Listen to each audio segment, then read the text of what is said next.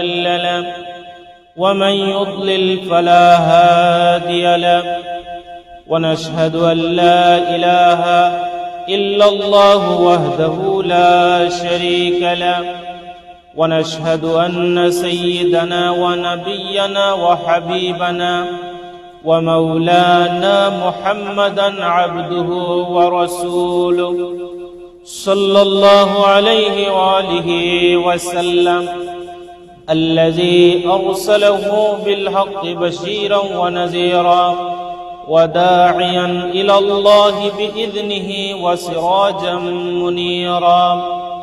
أما بعد، فقد قال الله تعالى في كلامه المجيد: أعوذ بالله من الشيطان الرجيم.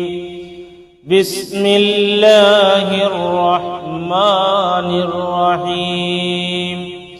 يا أيها الذين آمنوا كتب عليكم الصيام كما كتب على الذين من قبلكم لعلكم تتقون.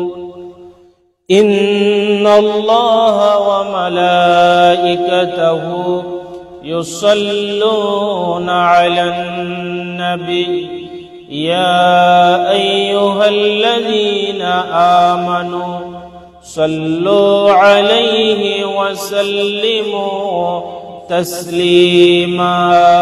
اللهم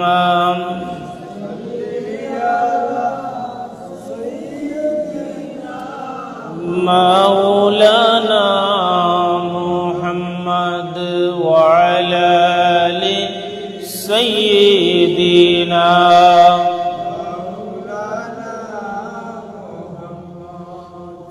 فمحمدنا هو سيدنا فالعز لنا لإجابته. اللهم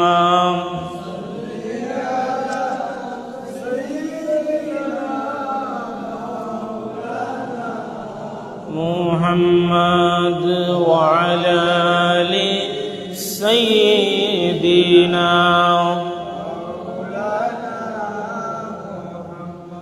والحبيب الذي ترجى شفاعته لكل حول من الأحوال مقتهمي. اللهم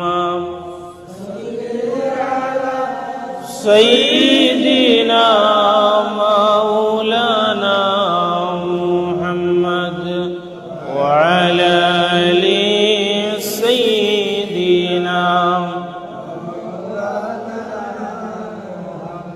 لا إله إلا الله لا إله إلا الله لا إله إلا الله لا إله إلا الله لا إله. سبحان الله والحمد لله لا إله. سبحان الله والحمد لله لا إله. سبحان الله والحمد لله لا إله. لا إله إلا الله لا إله إلا الله. حسبي ربي جل الله ما في قلبي غير الله. حسبي ربي جل الله ما في قلبي غير الله. حسبي ربي ما في قلبي غير الله. نور محمد صلى الله لا إله إلا الله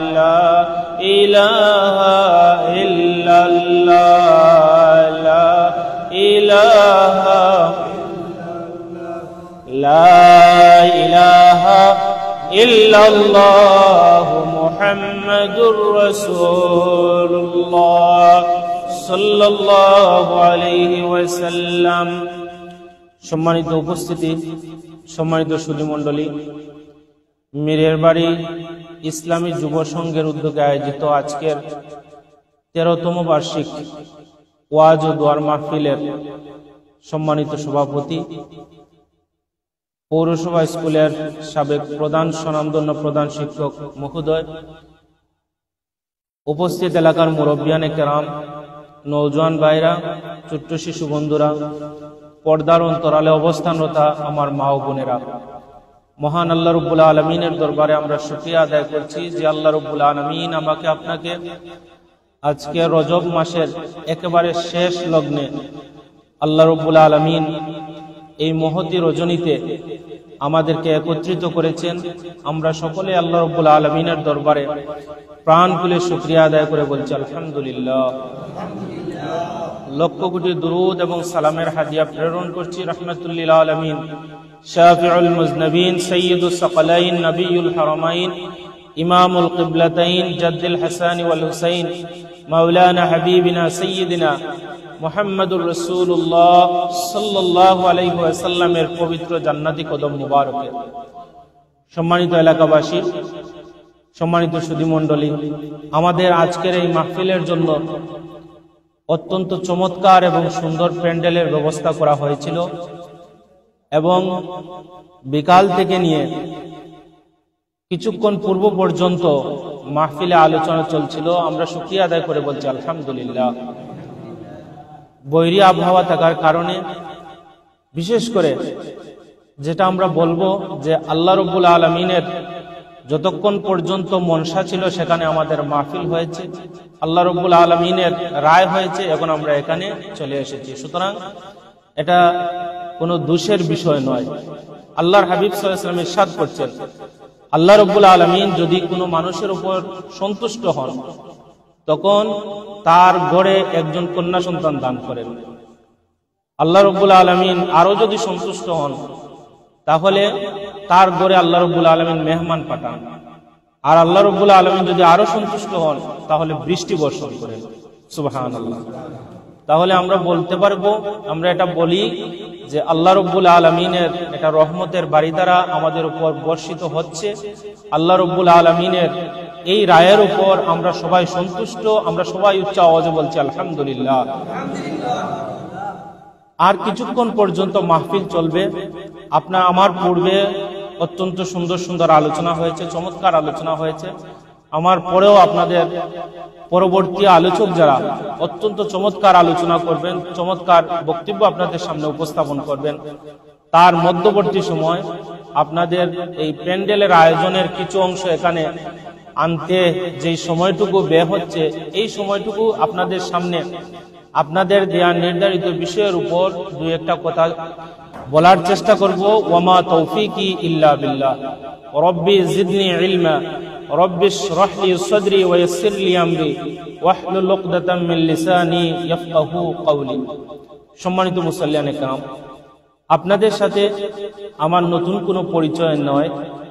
আপনাদের সাথে প্রতি বৎসরই আলহামদুলিল্লাহ 2 বার ঈদগাহে দেখা হয়।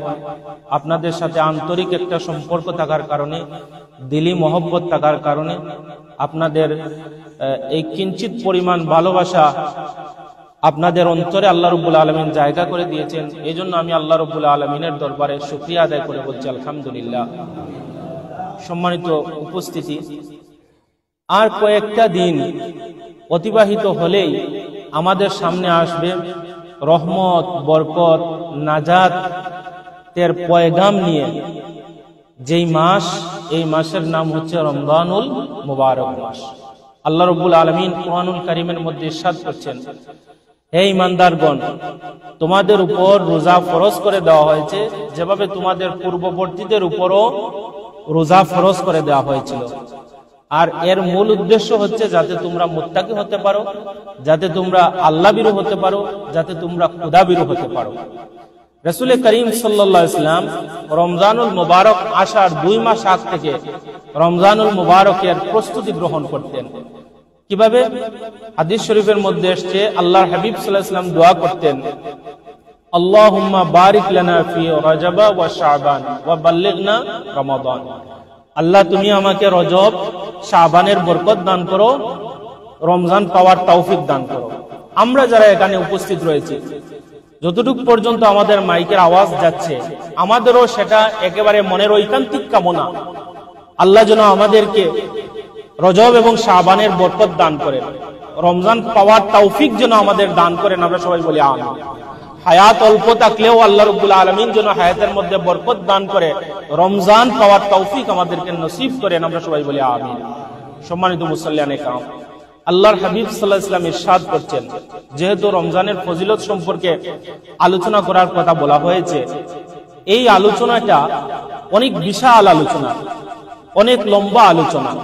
যেমন রমজানুল মুবারকের আলাদা একটা ফজিলত আছে, রমজানুল মুবারকের রোজার ফজিলত আছে, রমজানুল মুবারকের সাহরির ফজিলত রয়েছে, রমজানুল মুবারকের তারাউয়ের ফজিলত রয়েছে, রমজানুল মুবারকের ইফতারের ফজিলত রয়েছে, রমজানুল মুবারকের রোজা রাখার ফজিলত রয়েছে, রমজানুল মুবারকে উপবাস থাকার ফজিলত রয়েছে, রমজানুল মুবারকে শবে কদরের ফজিলত রয়েছে, রমজানুল মুবারকে ঈদুল ফিতরের ফজিলত রয়েছে। অর্থাৎ ব্যাপক একটা আলোচনা, লম্বা একটা আলোচনা। তো আপনাদের পরবর্তী বক্তা আসার আগ পর্যন্ত আপনারা আলহামদুলিল্লাহ যেভাবে অত্যন্ত নিরিবিলি ভাবে বসেছেন, আমার মনে হয় আপনাদেরকে নিয়ে এই আলোচনাটা কিছুটা করা যাবে ইনশাআল্লাহ। সম্মানিত উপস্থিতি, আল্লাহ হাবিব সাল্লাল্লাহু আলাইহি ওয়াসাল্লাম ইরশাদ করছেন, ইযা দাখালা রমাদান ফুতিহাত আবওয়াবুস সামা। যখনই রমজান মাসের চাঁদ উদিত হয়, রব্বুল আলামিন আসমানের সমস্ত দরজা উন্মুক্ত করে দেন। ওফি রাওয়ায়াতিন ফুতিহাত আবওয়াবুল জান্নাহ, আল্লাহ রাব্বুল আলামিন জান্নাতের সব দরজা খুলে দেন। ওয়া গুল্লিকাত আবওয়াবু জাহান্নাম, জাহান্নামের সব দরজা আল্লাহ বন্ধ করে দেন। ওয়া সুলসিলাতিশ শায়াতিন, অবাধ্য শয়তানকে আল্লাহ রাব্বুল আলামিন এই মাসের ইজ্জতে তাদেরকে শৃঙ্খলাবদ্ধ, তাদেরকে বন্দী করে রাখেন। সুবহানাল্লাহ। সম্মানিত সুধী, আল্লাহর হাবিব সাল্লাল্লাহু আলাইহি ওয়াসাল্লাম ইরশাদ করছেন, কুল্লু আমাল ইবনে আদম ইউদাঈফুল হাসানাতি বিআশরি আমসালিহা ইলা 700 দিফিন। বনি আদম অর্থাৎ আমাদের সব নেক আমল আল্লাহ রাব্বুল আলামিন 10 দিয়ে শুরু করেন। শুরু করতে করতে আল্লাহ রাব্বুল আলামিন আমাদের কার্যক্রমের কারণে, আমাদের ইখলাসের কারণে এই একটা নেকি বর্ধিত করতে করতে আল্লাহ রাব্বুল আলামিন 700 গুণ পর্যন্ত বর্ধিত করেন। রোজার ক্ষেত্রে আল্লাহ রাব্বুল আলামিন বলছেন, ইল্লাস সাওম, রোজা হচ্ছে আলাদা, কারণ আস-সাওমু লি ওয়া আনা আজজি বিহি, কারণ একজন মানুষ রোজা রাখে আমার জন্য, আর কিয়ামতের ময়দানে আমি আল্লাহ রাব্বুল আলামিন আমার নিজ কুদরতি হাতে আমার ওই বান্দা বান্দীদেরকে আমি পুরস্কৃত করব।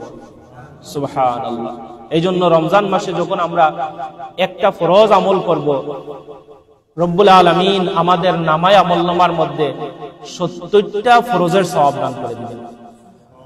আমরা 70টা ফরজ, একটু চিন্তা করেন, আপনি যদি কোনো কারণে একটা ফরজ যদি ত্যাগ করেন, তাহলে আপনার সারা জীবনও যদি নামাজ পড়েন, এই একটা ফরজের মতো ফরজ আপনার পক্ষে আদায় করা সম্ভব নয়। আপনি কাজা করতে পারবেন, এটা কাজা আদায় হবে, কিন্তু যে ফরজটা ছুটে গিয়েছে এর ফজিলত, এর মতো আমল করা আপনার পক্ষে সম্ভব নয়। কিন্তু আল্লাহ রাব্বুল আলামিন বলছেন হাদিসে কুদসি যে যদি মানুষ একটা ফরজ ইবাদত করে, রব্বুল আলামিন এই মাসে 70টা ফরজের সওয়াব দান করে দেন। আর যদি আপনি নফল কোন ইবাদত বন্দেগী করেন, রব্বুল আলামিন বলছেন আমি আমার এই বান্দার নফল আমলকে ফরজ আমলে পরিবর্তন করে দেব। সুবহানাল্লাহ। তার মানে এই যে একটা আল্লাহর পক্ষ থেকে অপরচুনিটি, এই যে সুযোগ, এই সুযোগ যেন আমরা হাত ছাড়া না করি।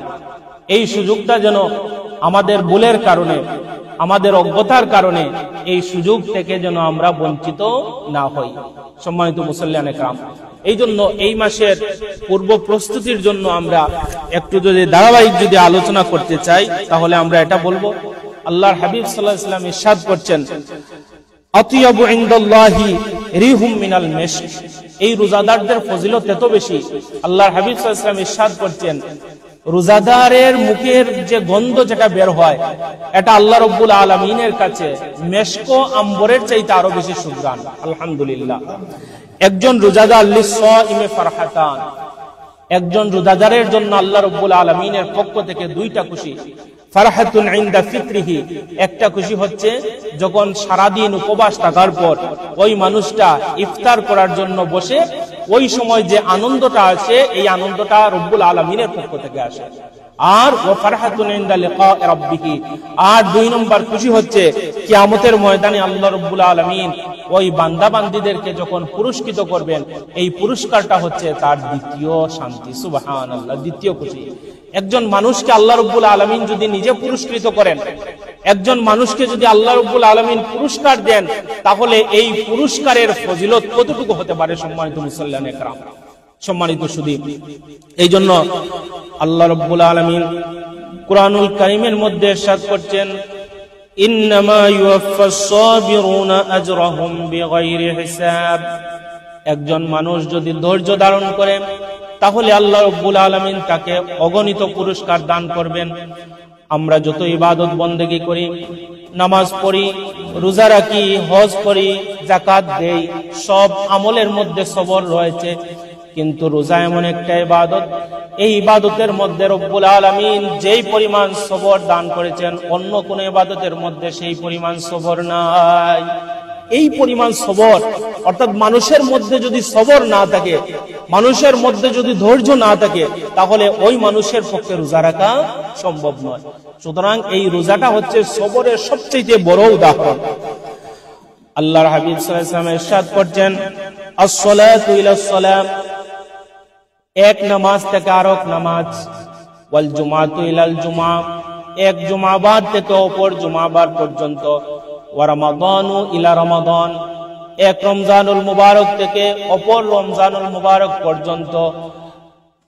মধ্যবর্তী সময়ের সব গুনার কাফফারা হয়ে যায়। মানুষ ফজরের নামাজ পড়ল, আবার এসে জোহরের নামাজ পড়ল, মধ্যবর্তী সময়ে যদি তার মাধ্যমে কোনো গুনাহ হয়ে যায়, এই দুই নামাজের মধ্যবর্তী সময়ের গুনাহ আল্লাহ রাব্বুল আলামিন মোচন করে দেন। কোন মানুষ যদি জুমার নামাজ আদায় করে, আবার এক সপ্তাহ শেষে আবার জুমার নামাজের মধ্যে আসলো, আল্লাহর হাবিব সাল্লাল্লাহু আলাইহি ওয়াসাল্লাম ইরশাদ করেন, এই মধ্যবর্তী সমস্ত সময়ের গুনার কাফফারা হয়ে যায় এই দুই জুমার নামাজ। আর কোন মানুষ এক রমজানুল মুবারকে রোজা রাখলো, আর এক রমজানুল মুবারক যখন চলে আসলো, এই মধ্যবর্তী সময়ের সকল গুনার কাফফারা হয়ে যায়। আমরা গত রমজানুল মুবারকে রোজা রেখেছি, আলহামদুলিল্লাহ।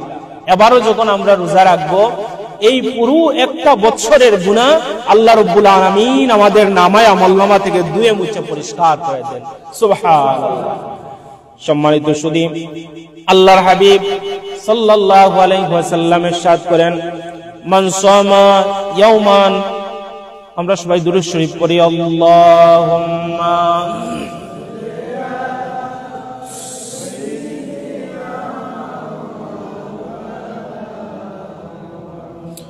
وعلى آل سيدنا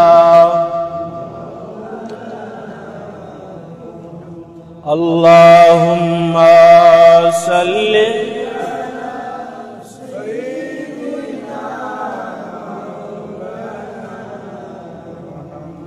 وعلى آل سيدنا اللهم سيدنا مولانا محمد وعلى آل سيدنا لا إله لا إله سبحان الله والحمد لله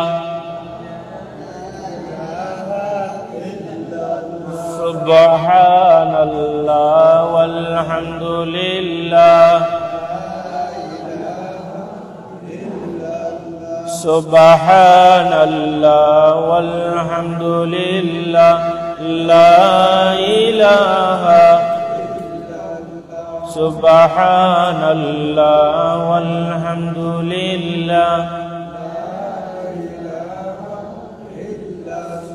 লা ইলাহা ইল্লাল্লাহ লা ইলাহা হাসবি রব্বি জাল্লাল্লাহ মা ফি কলবি গায়রুল্লাহ নূর মুহাম্মদ সাল্লাল্লাহু লা ইলাহা ইল্লাল্লাহ হাসবি রব্বি জাল্লাল্লাহ মা ফি কলবি নূর মুহাম্মদ লা ইলাহা হাসবি রব্বি জাল্লাল্লাহ মা ফি কলবি গায়রুল্লাহ নূর মুহাম্মদ সাল্লাল্লাহু লা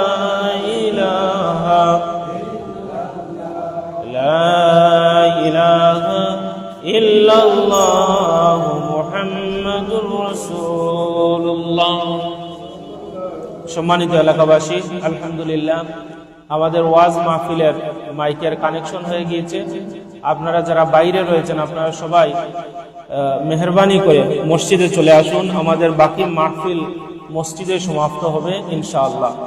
সম্মানিত মুসল্লিয়ান একরাম, তো যে আলোচনা করছিলাম ইনশাআল্লাহ আমি খুব অল্প সময়ে আপনাদের পরবর্তী বক্তা আসার আগ পর্যন্ত কিছু গল্প আপনাদের সাথে করব, আল্লাহ রাব্বুল আলামিন যদি আমাকে তৌফিক দান করেন। সম্মানিত সুধী, একজন মানুষ যদি একটা রোজা রাখে, কয়টা রোজা? একটা রোজা। আল্লাহর হাবিব সাল্লাল্লাহু আলাইহি ওয়াসাল্লাম ইরশাদ করেন, মান সামা ইয়াওমান ফি সাবিলিল্লাহ বা'আদাল্লাহু ওয়াজহু আনিন নারি 70 খারিবা। একজন মানুষ আল্লাহ রাব্বুল আলামিনকে সন্তুষ্ট করার জন্য যদি মাত্র একটা রোজা রাখে, আল্লাহ রাব্বুল আলামিন ওই বান্দা এবং জাহান্নামের মধ্যে 70টা ব্যবধান করে দেন। অর্থাৎ 70 গজ ব্যবধান হয়ে যাবে ওই বান্দা এবং জাহান্নামের মধ্যবর্তী। সুবহানাল্লাহ। সম্মানিত সুধী, ইবনে আব্বাস রাদিয়াল্লাহু তাআলা আনহু হাদিসটা বর্ণনা করছেন। তিনি বলেন, কানা রাসূলুল্লাহি সাল্লাল্লাহু আলাইহি ওয়াসাল্লাম আজওয়াদান নাস রাহমাতুল লিল আলামিন। সাল্লাল্লাহু আলাইহি ওয়াসাল্লাম এই পৃথিবীর মধ্যে সবচেয়ে দানশীল ছিলেন। আল্লাহর হাবিবের মতো দানশীল আর কেউ ছিলেন না। গোটা উম্মতের মধ্যে কেউই নবীর মতো দানশীল নন। কোন নবী রাসূল আল্লাহর হাবিবের মতো দানশীল নন। এত বেশি দানশীল ছিলেন আমাদের প্যারা নবী মুহাম্মদুর রাসূলুল্লাহ সাল্লাল্লাহু আলাইহি ওয়াসাল্লাম। وكان جبريل يلقاه في كل ليلة من رمضان। রমজানুল মুবারকের প্রতি রাত্রিতে সাইয়্যিদুনা হযরত জিবরিল আলাইহি ওয়াসাল্লাম আল্লাহর হাবিবের নিকট আসতেন। ফায়ুদারিসুহুল কুরআন। আল্লাহর হাবিবের নিকট এসে হযরত জিবরিল আলাইহি ওয়াসাল্লাম কুরআনুল কারীম তিলাওয়াত করে আল্লাহর রাসূলকে শোনাতেন। সুবহানাল্লাহ বলেন। প্রতি রমজানের প্রতি রাত্রিতে হযরত জিবরিল আল্লাহর রাসূল সাল্লাল্লাহু আলাইহি ওয়াসাল্লামের নিকট আসতেন। একটু মনোযোগ দিয়ে হাদিসগুলি শুনবেন।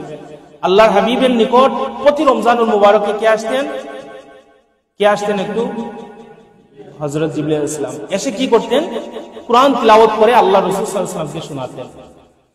আল্লাহর হাবিব বলেন, ফালা রাসূলুল্লাহি সাল্লাল্লাহু আলাইহি ওয়াসাল্লাম হিনা ইয়ালকাহু জিবরিলু আজওয়াদা বিল খাইরি মিনার রিহিল মুরসালা। আল্লাহর হাবিবের নিকট এসে যখন কুরআনুল কারীমের তিলাওয়াত হযরত জিবরিল শোনাতেন, আল্লাহর হাবিব সাল্লাল্লাহু আলাইহি ওয়াসাল্লাম কল্যাণের বায়ুর চাইতে আরো বেশি দানশীল হয়ে যেতেন। সুবহানাল্লাহ। একটু আমার দিকে একটু মনোযোগ দেন। আমি আপনাদেরকে কষ্ট দিব না, যেহেতু আজকের এই মাহফিলে একটু বিচ্ছিন্নতা হয়েছে, একটু এলোমেলো হয়েছে, কিন্তু আমরা যদি সবাই সহযোগিতা করি ইনশাআল্লাহ আমাদের এই মাহফিলটা সফলতায় পর্যবেসিত হবে। আমরা সবাই বলি আলহামদুলিল্লাহ। একটু মনোযোগ দেন।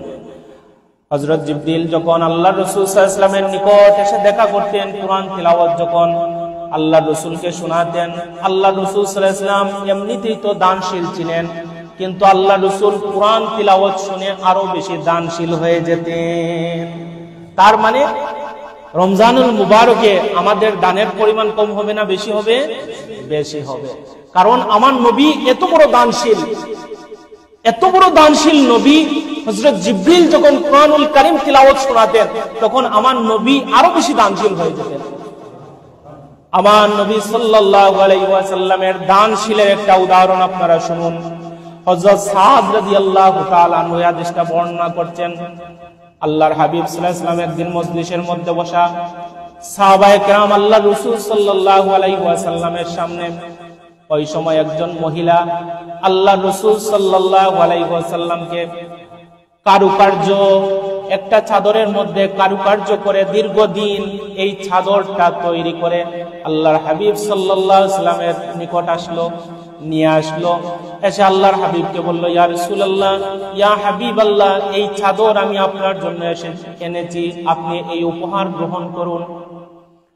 আমি অনেক কষ্ট করে আমার শখের একটা চাদর আপনাকে আমি দিলাম। আল্লাহর হাবিব সাল্লাল্লাহু আলাইহি ওয়াসাল্লাম এই চাদরখানা গ্রহণ করলেন। গ্রহণ করার পর ওই মহিলা চলে গেল। আরেকজন সাহাবী আল্লাহর রাসূল সাল্লাল্লাহু আলাইহি ওয়াসাল্লামকে এসে বললেন, ইয়া রাসূলুল্লাহ, এই চাদরখানা আমাকে দান করে দেন। এত উপহার তো বুঝেছেন আপনারা, কষ্টের একটা উপহার। আর ওই মহিলা চলে যাওয়ার পর আল্লাহর রাসূলকে এসে আরেকজন বলছেন, ইয়া রাসূলুল্লাহ, এই চাদরখানা আমাকে দান করে দেন। আল্লাহর হাবিব সাল্লাল্লাহু আলাইহি ওয়াসাল্লাম কোনো কথা বললেন না। মজলিস যখন শেষ হয়ে গেল, আল্লাহর রাসূল সাল্লাল্লাহু আলাইহি ওয়াসাল্লাম ওই চাদরখানা বাজ করলেন। আরেকজন সাহাবীকে বললেন, হে সাহাবী, ওই চাদরখানা নিয়ে যাও, নিয়ে গিয়ে ওই সাহাবী যে আমাকে কিছুক্ষণ আগে আবদার করেছিল ওই সাহাবীকে দিয়ে দাও। সুবহানাল্লাহ। আমরা তো মাঝে মধ্যে এটা মনে করি যে কেউ আমাকে কোনো কিছু গিফট করলে এই গিফটের মাল অন্যকে দেওয়া যায় না, এটা তো আমরা মাঝে মধ্যে মনে করি। কিন্তু আমার রাসূলের দানশীলতা আরো দেখেন, আর ওই সাহাবীর মন মানসিকতা দেখেন। ওই সাহাবী যখন চাদরখানা পেলেন, হাদিসের মধ্যে এসেছে, ইল্লা লিতাকুনু কাফানাতি ইয়াউমা আমুত। ওই সাহাবীকে যখন চাদরখানা দেওয়া হলো, ওই সাহাবী, যে সাহাবী নিয়ে গিয়েছেন, ওই সাহাবীকে বললেন, আল্লাহর কসম করে বলছি, তোমাদের নিকট আমার একটা ওসিয়ত, আমি যখন ইন্তেকাল করব, আমি চাই আমার নবী সাল্লাল্লাহু আলাইহি ওয়াসাল্লামের এই মায়ার চাদর দিয়ে যেন আমাকে কাফন দেওয়া হয়। সুবহানাল্লাহ।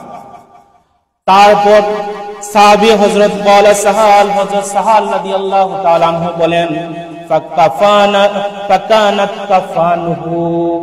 দীর্ঘদিন চলে গেল, ওই সাহাবী ইন্তেকাল করলেন।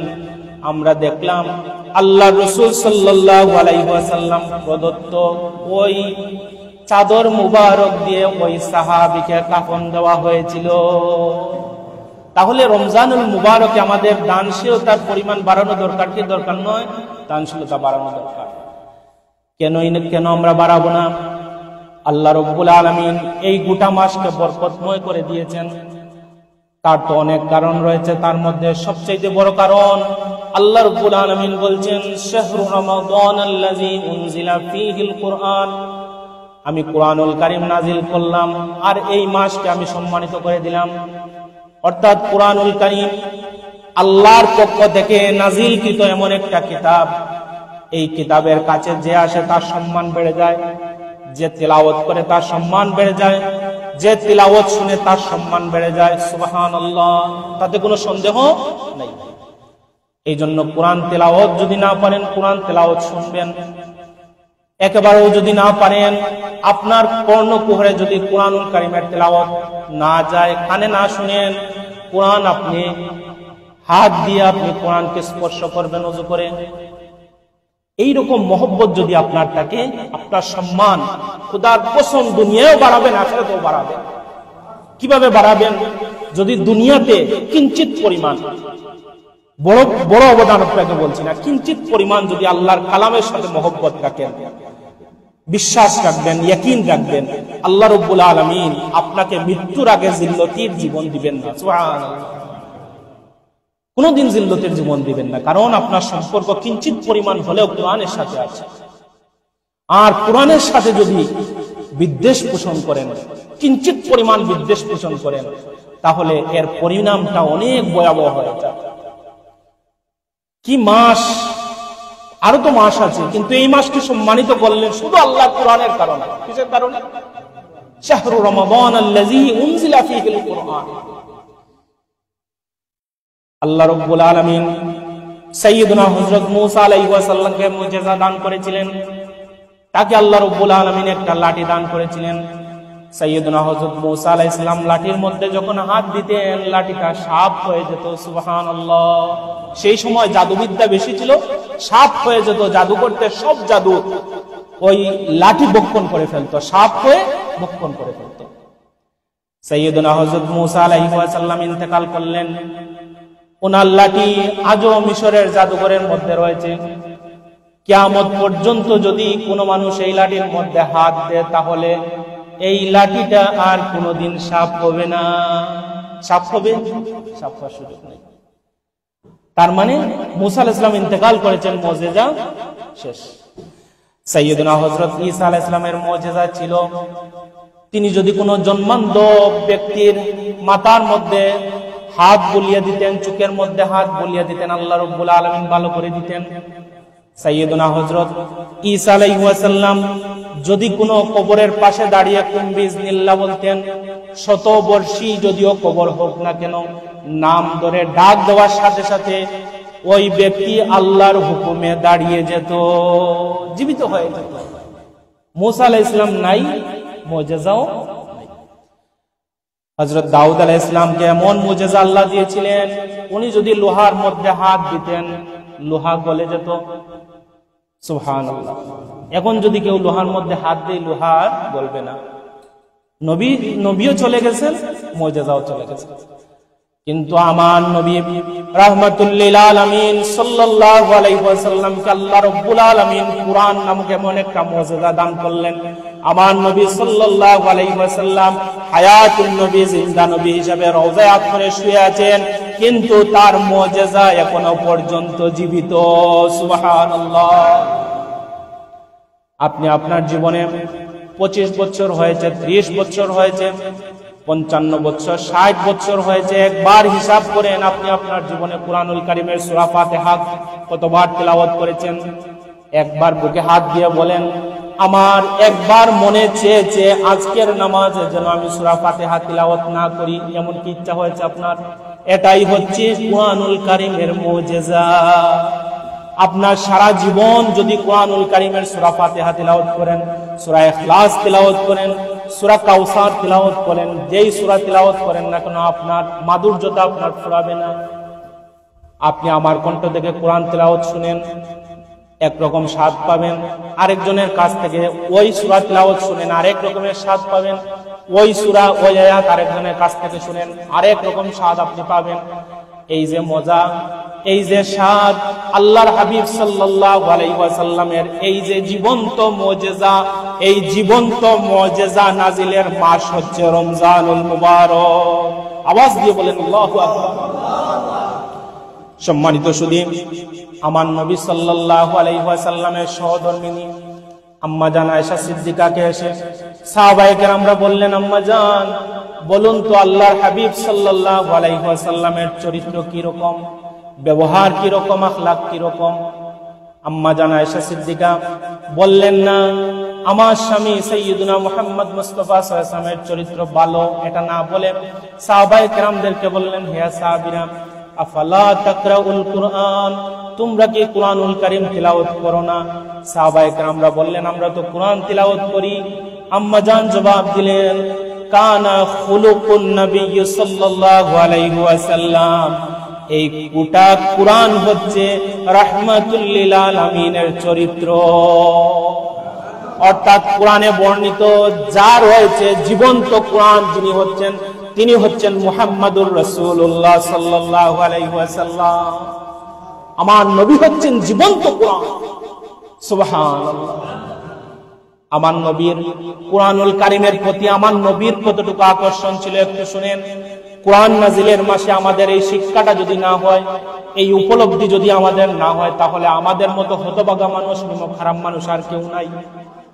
আমরা যদি মনে করি রমজান আসলো, রমজান চলে গেল, না, এরকম হবে না। রমজান আমরা কোরআন তিলাওয়াত দিয়ে আমাদের ঘর ভরপুর করে দিতে চাই। আমাদের বাচ্চা কাচ্চাদেরকে কোরআনের সাথেই মাসে রাখতে চাই। কোরআন দিয়ে আমরা যদি ভরপুর করে দেই, আল্লাহ রাব্বুল আলামিনের রহমতের বাড়ি দ্বারা আমাদের ঘর সমূহে আল্লাহ রাব্বুল আলামিন বর্ষণ করবেন। সম্মানিত সুধী, এই জন্য কোরআনের সাথে আমাদের মহব্বত রাখতে হবে। কেমন রাখতে হবে? সাইয়্যিদুনা হযরত আব্দুল্লাহ ইবনে মাসউদ রাদিয়াল্লাহু তাআলা আনহুকে আল্লাহর হাবিব সাল্লাল্লাহু আলাইহি ওয়াসাল্লাম বলছেন, ফা ইন্নী উহিব্বু আন আসমাউহু মিন গায়রি। শুনেন হাদিসটা, আল্লাহর রাসূল সাল্লাল্লাহু আলাইহি ওয়াসাল্লাম আব্দুল্লাহ ইবনে মাসউদকে বলছেন, হে আব্দুল্লাহ ইবনে মাসউদ, আমি চাই আমি অন্যের কাছ থেকে যেন আমি কোরআনুল কারীমের তিলাওয়াত শুনি। জুড়ে বলেন সুবহানাল্লাহ। আব্দুল্লাহ ইবনে মাসউদকে কি বলছেন? যে হে আব্দুল্লাহ ইবনে মাসউদ, আমি চাই অন্য কেউ আমার সামনে কোরআন তিলাওয়াত করুক, আর আমি ওই কোরআন তিলাওয়াতের আওয়াজ আমি শুনতে চাই। কে বলছেন? রাহমাতুল লিল আলামিন বলছেন। কে বলছেন? যার উপর কোরআনুল কারীম নাযিল হয়েছে, যার জন্য কোরআনুল কারীম নাযিল হয়েছে, তিনি বলছেন আমি চাই যেন কেউ আমার সামনে কোরআন তিলাওয়াত করে শোনায়। তার চেয়ে বড় কথা আর কি হতে পারে? সম্মানিত সুধী, তখন আব্দুল্লাহ ইবনে মাসউদ রাদিয়াল্লাহু তাআলা বলেন, আমি যখন কোরআন তিলাওয়াত শুরু করে দিলাম, আমি দেখলাম আল্লাহর হাবিব সাল্লাল্লাহু আলাইহি ওয়াসাল্লাম চুপ থেকে কোরআন তিলাওয়াত শুরু করলেন। আমি দেখলাম আল্লাহর রাসূল কোরআন তিলাওয়াত শুনছেন। এক পর্যায়ে যখন তিলাওয়াত করতে করতে যখন আমি চলে আসলাম এই আয়াতের মধ্যে, কাইফা ইযা জিনা মিন কুল্লি উম্মাতিন বিশাহিদিন ওয়া জিনা বিকা আলা হাউলাই শাহিদা। এই আয়াতে যখন আমি চলে আসলাম যে আল্লাহ রাব্বুল আলামিন প্রত্যেক উম্মতের জন্য একজন সাক্ষী আল্লাহ রাব্বুল আলামিন কিয়ামতের ময়দানে দণ্ডায়মান করবেন, এই আয়াতের মধ্যে যখন আমি তিলাওয়াত করতে করতে চলে আসলাম, আমি দেখলাম রাহমাতুল লিল আলামিনের দুই চোখ মোবারক বেয়ে ঝরে ঝরে পানি পড়ছে। কোরআন তিলাওয়াত শুনে আমি দেখলাম এই আয়াত যখন আসছে, আল্লাহর হাবিব সাল্লাল্লাহু আলাইহি ওয়াসাল্লামের চোখ মোবারক দিয়ে অশ্রু ধারা প্রবাহিত হচ্ছে। সুবহানাল্লাহ। এর নাম হচ্ছে কোরআনের মুহাব্বত, এর নাম হচ্ছে কোরআনের আশিক। সুবহানাল্লাহ। সম্মানিত সুধী, সাইয়্যিদুল কুররা উবাই ইবনে কাব রাদিয়াল্লাহু তাআলা আনহু, যাকে বলা হয় উম্মতের মধ্যে সবচেয়ে বেশি কোরআন পাঠকারী, নাম হচ্ছে হযরত উবাই ইবনে কাব রাদিয়াল্লাহু তাআলা। এই উম্মতের মধ্যে সবচেয়ে বেশি কোরআন পাঠকারী কাকে বলা হয়? উবাই ইবনে কাব রাদিয়াল্লাহু তাআলা। তিনি বলেন, একদিন আল্লাহর রাসূল আমাকে বললেন, হে উবাই ইবনে কাব, তুমি এত কোরআনুল কারীম তিলাওয়াত করো, তোমার কোরআন তিলাওয়াত শুনতে শুনতে আল্লাহ রাব্বুল আলামিন নিজে খুশি হয়ে গিয়েছেন। আর আল্লাহ রাব্বুল আলামিন আমাকে বলেছেন, আপনি উবাই ইবনে কাবকে বলেন সূরা আল বাইয়িনা তিলাওয়াত করার জন্য, আপনার সামনে কোরআনুল কারীমের সূরা বাইয়িনা যেন তিলাওয়াত করেন। উবাই ইবনে কাব বলেন, যেহেতু আল্লাহ রাব্বুল আলামিন বলেছেন তার প্যারা নবী সাল্লাল্লাহু আলাইহি ওয়াসাল্লামের সামনে কোরআনুল কারীমের সূরা আল বাইয়িনা তিলাওয়াত করব, আমি উবাই ইবনে কাব যখন কোরআনুল কারীম তিলাওয়াত করা শুরু করলাম, খোদার কসম আমি দেখলাম রাসূলুল্লাহ সাল্লাল্লাহু আলাইহি ওয়াসাল্লাম এত বেশি দিল নরম, এমনিতে তো আল্লাহর রাসূলের দিল নরম, আরো নরম হলো। আমি দেখলাম আল্লাহর রাসূল সাল্লাল্লাহু আলাইহি ওয়াসাল্লামের দুই নয়ন মুবারক বেয়ে অশ্রু ধারা প্রবাহিত হচ্ছে। সুবহানাল্লাহ। সম্মানিত সুধী, এই জন্য হাদিসের মধ্যে এসেছে, আসসিয়ামু ওয়াল কুরআনু ইউশাফাআন লিল্লাহ। কিয়ামতের সেই বয়াল দিনে বাবা তার ছেলেকে চিনবে না, মা তার মেয়েকে চিনবে না, বন্ধু তার বন্ধুকে চিনবে না, সবাই ইয়া নাফসি বলতে থাকবে, কেউ কারো কোনো সুপারিশ করবে না। আপনি একটা নেকির জন্য এই পৃথিবীর সবচেয়ে আপন মানুষের নিকট চলে যাবেন, সেও বলবে যে আমার আজকে নেকির বড় দরকার, আমার তো দেওয়ার তো সুযোগ নাই, বরং আমার নেকির দরকার। সেই বয়াল দিনে আল্লাহর হাবিব সাল্লাল্লাহু আলাইহি ওয়াসাল্লাম ইরশাদ করেন, কুরআনুল কারীম এবং রোজা এই দুইটা জিনিস আমাদের পক্ষ হয়ে আল্লাহর নিকট সুপারিশ করবে। কয়টা?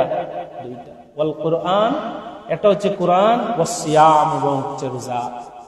সুবহানাল্লাহ। যদি কিয়ামতের ময়দানে আমাদের পক্ষ পক্ষে সুপারিশ করার মতো এই দুইটা জিনিস যদি আমরা পাই, তাহলে এই জীবনে এই দুইটা জিনিস আমাদের আঁকড়ে ধরা কতটুকু জরুরি বলেন তো? আমার একটা দিনও যেন না যায় কোরআন তেলাওয়াত ছাড়া। একান্ত না পারেন কুরআনুল কারীমের একটা আয়াত তেলাওয়াত করবেন, না পারলে ঘুমাতে যাওয়ার সময় একটা আয়াত তেলাওয়াত করে আপনি ঘুমাতে যাবেন, কোরআনের সাথে মহব্বত রাখবেন। আর সিয়াম রোজা যেন আমাদের বালেগ হওয়ার পর থেকে একটা রোজাও যেন আমাদের কজা না হয়, আমরা আল্লাহর নিকট সেই তৌফিক কামনা করি। আমরা সবাই বলি আমিন। সম্মানিত সুধী, রোজা গিয়ে আল্লাহ রাব্বুল আলামিনকে বলবে, আয় রাব্বি ইন্নী মানাতু আত-তাআম ওয়াশ শাহাওয়াত বিন-নাহার। এই বয়াল দিন আপনার সাহায্যকারী কেউ নাই। রোজা গিয়ে আল্লাহকে বলবেন, আল্লাহ আমি ওই বান্দাকে তার সমস্ত কুপ্রবৃত্তি থেকে, তার অন্তরকে আমি হেফাজত করেছি, পানাহার থেকে, দিনে পানাহার থেকে আমি তাকে বিরত রেখেছি। ফাশাফি'নি ফি, হে আল্লাহ ওই বান্দার পক্ষ থেকে আমার সুপারিশ কবুল করে নাও। আল্লাহ রাব্বুল আলামিনের নিকট গিয়ে এই রোজা, এই বয়াল দিন আল্লাহ রাব্বুল আলামিনের নিকট দাঁড়িয়ে গিয়ে কি বলবে? যে আল্লাহ আমার এই সুপারিশ তুমি কবুল করো। তারপর ওয়াকুলুল কুরআন, কুরআনুল কারীম আল্লাহ রাব্বুল আলামিনের সামনে দাঁড়িয়ে যাবে, দাঁড়িয়ে গিয়ে বলবে, মানাতুন নাওমে বিল্লাইলি ফাশাফিনি ফি। আল্লাহ রাব্বুল আলামিনের দরবারে কুরআনুল কারীম দাঁড়িয়ে গিয়ে বলবে, আল্লাহ আমি হচ্ছি ওই বান্দার রাত্রি বেলা দাঁড়িয়ে দাঁড়িয়ে কুরআন তিলাওয়াত। ইফতার করার পর দেহের মধ্যে ক্লান্তি চলে আসছে, ঘুমাতে বড় মন চায়, বড় বেশি ক্লান্ত, কিন্তু যখন কোরআনের কথা সে শুনেছে, দাঁড়িয়ে দাঁড়িয়ে লম্বা সময় নামাজ সে পড়েছে, এইগুলো আমাদের বৃথা যাবে না। এই যে তারাবির নামাজ আমরা পড়ি, সূরা তারাবি হোক, সেটা তো কোরআন, সেটা কি কোরআন। খতম তেরাবি তো কোনো কথাই নেই। এই তিলাওয়াত গুলা কিয়ামতের ময়দানে আমাদের পক্ষ হয়ে মহান আল্লাহ রাব্বুল আলামিনের নিকট সুপারিশ করবে। তখন আল্লাহ রাসূল বলেন, আল্লাহ রাব্বুল আলামিন এই দুইটা সুপারিশ বান্দাদের পক্ষ থেকে, এই দুইটা সুপারিশ আল্লাহ রাব্বুল আলামিন কবুল করবেন। আর ওই বয়াল দিনে আমাদেরকে আল্লাহ রাব্বুল আলামিন রোজা এবং কুরআনের কারণে আমাদেরকে পার করে দিবে। আমরা কি এই দুইটা সুপারিশ চাই কি চাই না? তাহলে আমাদের সামনে যে রমজানুল মুবারক আসছে, এই রমজানুল মুবারক যেন হক যেন আমাদের পক্ষ থেকে যথাযথভাবে যেন আমরা পালন করি, সেই তৌফিক যেন আমরা আল্লাহ যেন আমাদেরকে দান করেন। আমরা সবাই বলি আমিন। সম্মানিত মুসল্লিয়ানে কেরাম, আসুন আমরা এই রমজানুল মুবারকের কিছু মাসআলা মাসাইল সম্পর্কে কিছুটা আলোচনা করার চেষ্টা করি। আসেন, এই রমজানুল মুবারকের ধারাবাহিক আলোচনা করতে গেলে অনেক লম্বা সময়ের দরকার, আমরা খুব অল্প সময়ে আলোচনা করার চেষ্টা করি। এই রমজানের প্রথম যে বিষয়টা, সেই বিষয়টা হচ্ছে আমাদের নিয়ত। প্রথম বিষয়টা হচ্ছে আমাদের নিয়ত। রমজানে আমাদের নিয়তের জন্য পরিশুদ্ধতা হয়। হানাফি মাযহাবের মাসআলা হচ্ছে, সার সংক্ষেপ বলছি, হানাফি মাযহাবের মাসআলা হচ্ছে আন-নিয়াতু বিলাফজিল আফদাল। নিয়তটা মানুষের মুখ দিয়ে উচ্চারণ করাটা সবচেয়ে উত্তম। যেটা আমাদের সমাজে কিছু গোষ্ঠী আছে, তারা এই নিয়তের ব্যাপারে বড় বেশি উদাসীন। কিন্তু হানাফি মাযহাবের মাসআলা হচ্ছে কি, এই নিয়তটা মানুষের মুখ দিয়ে করা হচ্ছে সবচেয়ে উত্তম। এখন দেখেন, একজন মানুষ যদি সাহরি খেয়ে ফেলে, তাহলে মাসআলা হচ্ছে সে তো সাহরি খেলো রোজার জন্য, এই জন্য এই সাহরির মাধ্যমে তার রোজাটা আদায় হয়ে যাবে। তবে সবচেয়ে উত্তম হচ্ছে মাগরিব থেকে সুবহে সাদিকের আগ পর্যন্ত কোনো একটা সময় নিয়ত করে নেওয়া, এটা হচ্ছে সবচেয়ে উত্তম কাজ। আবার মাসআলার মধ্যে এসছে যদি কেউ না পারে, তাহলে অন্তত সে যেন দ্বীপ প্রহরের আগে নিয়তটা সে করে নেয়, তাহলে রোজার পরিপূর্ণ সওয়াব আল্লাহ রাব্বুল আলামিন দান করবেন। এবার আসেন সাহরি। সাহরি হচ্ছে একটা ইবাদত। সাহরি কি? সাহরি হচ্ছে ইবাদত।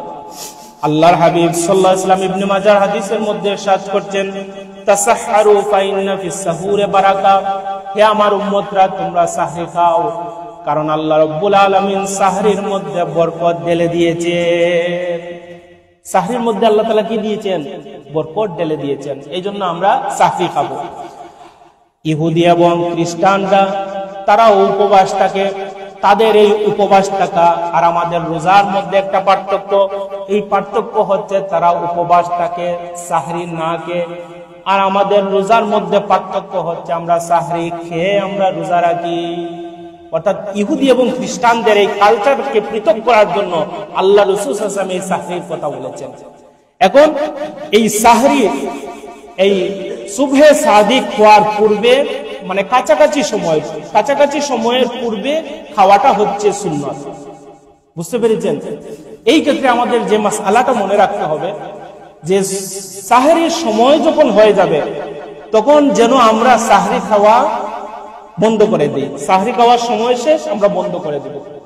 আমাদের মধ্যে এটা প্রচলন রয়েছে বা অনেকে এটা করে ফেলেন ভুলবশত, যে আমরা আজানের অপেক্ষা করি, ফজরের আজানের অপেক্ষা করি। সাহরির শেষ সময় এবং ফজরের সময় দুইটা কি আলাদা? এই দুইটা সময় কি আলাদা। যদি আপনি কোনো কারণে যদি ফজরের আজান শুনে আপনি যদি সাহরি শেষ করেন, তাহলে আপনার রোজাটা কি হয়ে যাবে? নষ্ট হয়ে যাবে। এই জন্য টাইম দেখবেন, টাইম দেখে আমরা সাহরি খাওয়া আমরা বন্ধ করব। বুঝাতে পেরেছি মাসলাটা আপনাদের? সম্মানিত সুধী, আল্লাহর হাবিব সাল্লাল্লাহু আলাইহি ওয়াসাল্লাম ইরশাদ করতেন, ইন্নামা মাআশিরাল আমবিয়া আমারানা আন তাআজ্জালা ফুতুরানা ওয়া তুখারা সুহুরানা।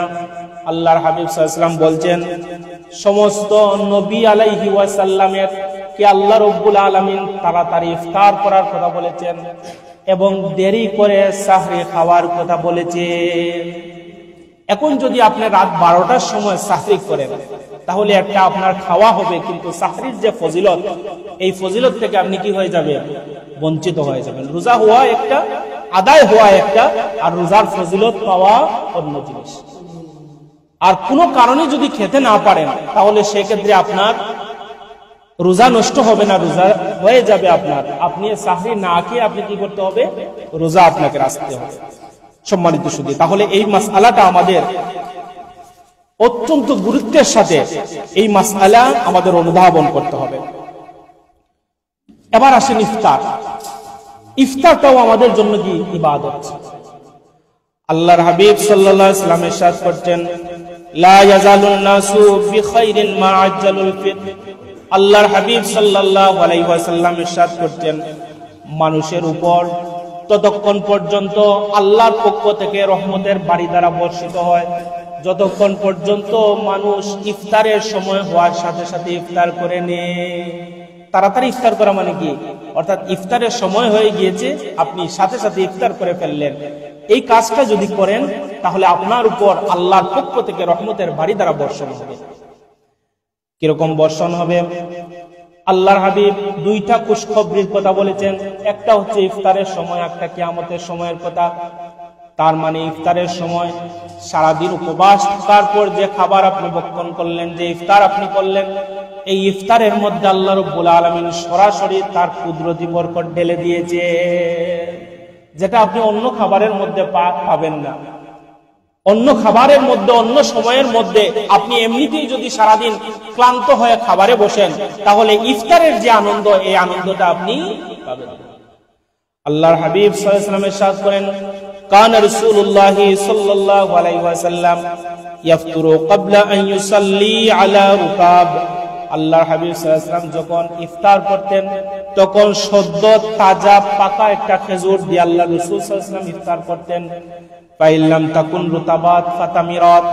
আল্লাহর হাবিব সাল্লাল্লাহু আলাইহি ওয়াসাল্লাম যদি সদ্য তাজা পাকা খেজুর যদি না পেতেন, তাহলে শুকনা খেজুর দিয়ে আল্লাহ রাসূল সাল্লাল্লাহু আলাইহি ওয়াসাল্লাম তিনি ইফতার করতেন। আর ফাইল্লাম তাকুন তামিরাত হাসাসা হাসাওয়াতিন মিন মা। আল্লাহর হাবিব সাল্লাল্লাহু আলাইহি ওয়াসাল্লাম যদি ওই খেজুরগুলা না পেতেন, তাহলে ওনার হাত মুবারকের মধ্যে কিছু পানি নিতেন। পানি নিয়ে কয়েক অঞ্জলি পানি আল্লাহর হাবিব সাল্লাল্লাহু আলাইহি ওয়াসাল্লাম খেয়ে ইফতার করতেন। তাহলে এই ইফতারের গুরুত্বপূর্ণ একটা সুন্নাত হচ্ছে খেজুর দিয়ে ইফতার করা। এই আমলটা যেন আমাদের ইফতারের মধ্যে থাকে। আমরা এই রোজাকে, মানে আমরা গনে গনে এই রোজায় যতটা কাজ আল্লাহ রাসূল করতেন সব কাজগুলো আমরা করার চেষ্টা করব। আমরা সবাই বলি ইনশাআল্লাহ। শুধু রোজা রাখলে হবে না, বরং রোজার ফজিলত আমরা পেতে চাই। শুধু আদায় করলে হবে না, এমন আদায় করতে চাই যেন এই ইবাদতের সওয়াব আল্লাহ রাব্বুল আলামিন নিজ কুদরতি হাতে আমাদেরকে কিয়ামতের ময়দানে দান করেন। এরকম আমরা চাই কি চাই না? এই জন্য এই ব্যাপারে আমাদের খুব সজাগ থাকা দরকার। আমাদের সমাজে কিছু ফিতনাবাজ আলেম আছেন যারা বলেন ইফতারের মধ্যে কোনো দোয়া নাই, অথচ আল্লাহর হাবিব সাল্লাল্লাহু আলাইহি ওয়াসাল্লাম আবু দাউদের 2358 নম্বর হাদিসের মধ্যে আল্লাহ রাসূল বলেছেন, যখন আল্লাহ রাসূল ইফতার খেতে বসতেন তখন দোয়া করতেন, আল্লাহুম্মা লাকা সুমতু ওয়া আলা রিজকিকা ওয়া আফতারতু। হে আল্লাহ, আমি তোমার উদ্দেশ্যে রোজা রেখেছি আর তোমার উদ্দেশ্যে আমি এই রিজিক অর্থাৎ ইফতার আমি ভক্ষণ করছি। তাহলে দোয়া আছে কি নাই? অন্য একটা হাদিসের মধ্যে আল্লাহ রাসূল ঠিক এইভাবে বলেছেন। এই জন্য আমরা যারা রোজা রাখবো, আল্লাহর হাবিব সাল্লাল্লাহু আলাইহি ওয়াসাল্লাম ইরশাদ করছেন, ইযা কানা ইয়াউমা সাওমি আহাদুকুম ফালা ইয়ারফাসা। যখন তোমাদের নিকট রোজা আসে, তোমরা যখন রোজা রাখবে তখন তোমরা কোনো অশ্লীল কথাবার্তা তোমাদের জবান দিয়ে উচ্চারণ করবে না। কোনো অশ্লীল কথাবার্তা বলার কোনো সুযোগ নাই। আল্লাহ রাসূল বলছেন, মাল্লাম ইয়াদা কাওলা যুর ওয়াল আমালা বিহি ফালাইসা লিল্লাহি হাজাতান ইয়াদা তাআমা ওয়া শারাবা। একজন মানুষ রোজা রাখলো, রোজা রাখার পর তার জবানকে কন্ট্রোল করতে পারলো না, জবান দিয়ে খারাপ কাজ ছাড়তে পারলো না, চোখ দিয়ে খারাপ কাজ ছাড়তে পারলো না, কান দিয়ে খারাপ কাজ ছাড়তে পারলো না, হাত দিয়ে খারাপ কাজ ছাড়তে পারলো না। আল্লাহর হাবিব বলেন, ওই রোজার কোনো দরকার আল্লাহ রাব্বুল আলামিনের নাই। তার মানে আমাদের হাত কন্ট্রোল থাকতে হবে, আমাদের পা কন্ট্রোল থাকতে হবে, আমাদের পুরা দেহকে আমরা হেফাজত করার নাম হচ্ছে রোজা। শুধুমাত্র খাবার ছেড়ে দিলাম এর নাম রোজা নয়, বরং আমার হাত, জবান, দেহ পুরাটা অঙ্গ প্রত্যঙ্গকে আমি সব পাপাচার থেকে বিরত রাখবো, এর নাম হচ্ছে রোজা। এইরকম যদি হয় তাহলে এই রোজা কিয়ামতের ময়দানে আমাদের পক্ষ হয়ে আল্লাহ রাব্বুল আলামিনের নিকট সুপারিশ করবে। আমরা সুবহানাল্লাহ বলি। সম্মানিত সুধী, আল্লাহর হাবিব বলছেন, রোজাদারকে বলছেন, হে রোজাদাররা, ইনিমরু কাতালাহু আও সাব্বাহাহু। তোমাকে যদি রোজা অবস্থায় কেউ মারতে আসে অথবা তোমাকে যদি গালি দিয়ে ফেলে, আল্লাহ রাসূল বলছেন তুমি তাকে মারতে যেও না, তুমি তাকে গালি দিতেও যেও না, বরং তুমি তাকে বলো, ইন্নী সাইম, আমি তোমাকে মারবো না, তোমার মারার জবাব দিব না, আমি গালিও দেব না, গালির জবাবও দেব না, কারণ হচ্ছে আমি রোজাদার। সুবহানাল্লাহ। এইরকম যদি ধৈর্য, এইরকম যদি মন মানসিকতা, এইরকম যদি হিম্মত আমাদের হতে পারে, তাহলে এই রোজা কিয়ামতের ময়দানে আমাদের জন্য যথেষ্ট হয়ে যাবে। সুবহানাল্লাহ। সম্মানিত সুধী, আসুন আমরা রোজার ক্ষেত্রে আমরা যখন রোজা রাখি, দেখবেন তো মাঝে মধ্যে আমাদের ভুলবশত কিছু ত্রুটি বিচ্যুতি হয়ে যায়। এই জন্য আমরা এই যে আশুরার রোজা, এই রোজাগুলো আমরা রাখবো। এই রোজাগুলো রাখলে কি হয় জানেন? আমাদের রোজার মধ্যে যে ত্রুটি বিচ্যুতিগুলা হবে, এই রোজা দিয়ে আল্লাহ রাব্বুল আলামিন ওইগুলা পুষিয়ে নেবেন। আর যদি কেউ আরাফার রোজা রাখে, তাহলে ওই রোজা দিয়ে আল্লাহ রাব্বুল আলামিন পুষিয়ে দিবেন। আরাফার রোজার এত ফজিলত হাদিসের মধ্যে এসেছে, কোন মানুষ যদি আরাফার একটা রোজা যদি রাখে, হাদিসটা শুনেন, তাহলে আল্লাহ রাব্বুল আলামিন তার পূর্বের 1 বছরের গুনাহ মাফ করে দিবেন, আর আগামী বছর আরে 1 বছরের গুনাহ অ্যাডভান্স আল্লাহ রাব্বুল আলামিন মাফ করে দিবে। কোন রোজার ব্যাপারে আল্লাহ তাআলা এরকম বললেন না, আশুরার ক্ষেত্রে এরকম বললেন। তাহলে আপনি এটা মনে করবেন, যেহেতু 1 বছরের গুনাহ মাফ, তাহলে তো 1 বছর যা ইচ্ছা চা করার সুযোগ আছে। কিন্তু না, আল্লাহর দরবারে যদি আপনার আশুরার রোজা যদি কবুল হয়ে যায়, মনে রাখবেন আপনাকে আল্লাহ রাব্বুল আলামিন এই বছর গুনাহ থেকে হেফাজত রাখবেন। আর যদি আপনার দ্বারা গুনাহ হয়েও যায়, আল্লাহ রাব্বুল আলামিন আমাকে আপনাকে তাওবা করার সুযোগ দিয়ে দিবে। সুবহানাল্লাহ। তাহলে আশুরার এই একটা রোজা আমরা রাখবো। এই রোজা রাখার মাধ্যমে আমাদের এই রমজানুল মুবারকের গ্যাপ আল্লাহ তাআলা পূরণ করে দিবেন। সাহাবায়ে কেরামদের আমল কি ছিল? রমজানুল মুবারক আসার 6 মাস আগে সাহাবায়ে কেরামরা রমজানুল মুবারক আসতেছে এইরকম প্রস্তুতি নিতেন। রমজানুল মুবারক আসতেছে, রমজানুল মুবারকের রোজা আমরা রাখবো। আর যখন রমজানুল মুবারক যখন শেষ হয়ে যেত, সাহাবায়ে কেরামরা আল্লাহ রাব্বুল আলামিনের নিকট রুনা জারি করতেন, কান্নাকাটি করতেন, আল্লাহ আমরা রমজানুল মুবারকে যে ইবাদত বন্দেগী করেছি ওই ইবাদত বন্দেগী কবুল করে নাও। এইরকম ছিল সাহাবায়ে কেরামদের আমলের প্রতি হিম্মত ছিল তাদের। আমরা তো তাদের মতো হতে পারবো না, কিন্তু তাদের আদর্শ থেকে আমরা বিচ্যুত আমরা যেন এইরকম একটা হিম্মত আমরা করতে পারি, আমাদের মন মানসিকতার মধ্যে যেন এইরকম কামনা বাসনা আসে। এই যে মাহফিল গুলা হয়, এই মাহফিল গুলার মধ্যে এই যে ইমানি একটা চেতনা, এই চেতনাগুলা বর্ধিত হয়। আমাদের এই বাংলাদেশের উপর কত দুর্যোগ আসে এবং যায়, আল্লাহ তাআলা এই ছোট্ট একটা দেশকে হেফাজত করেন।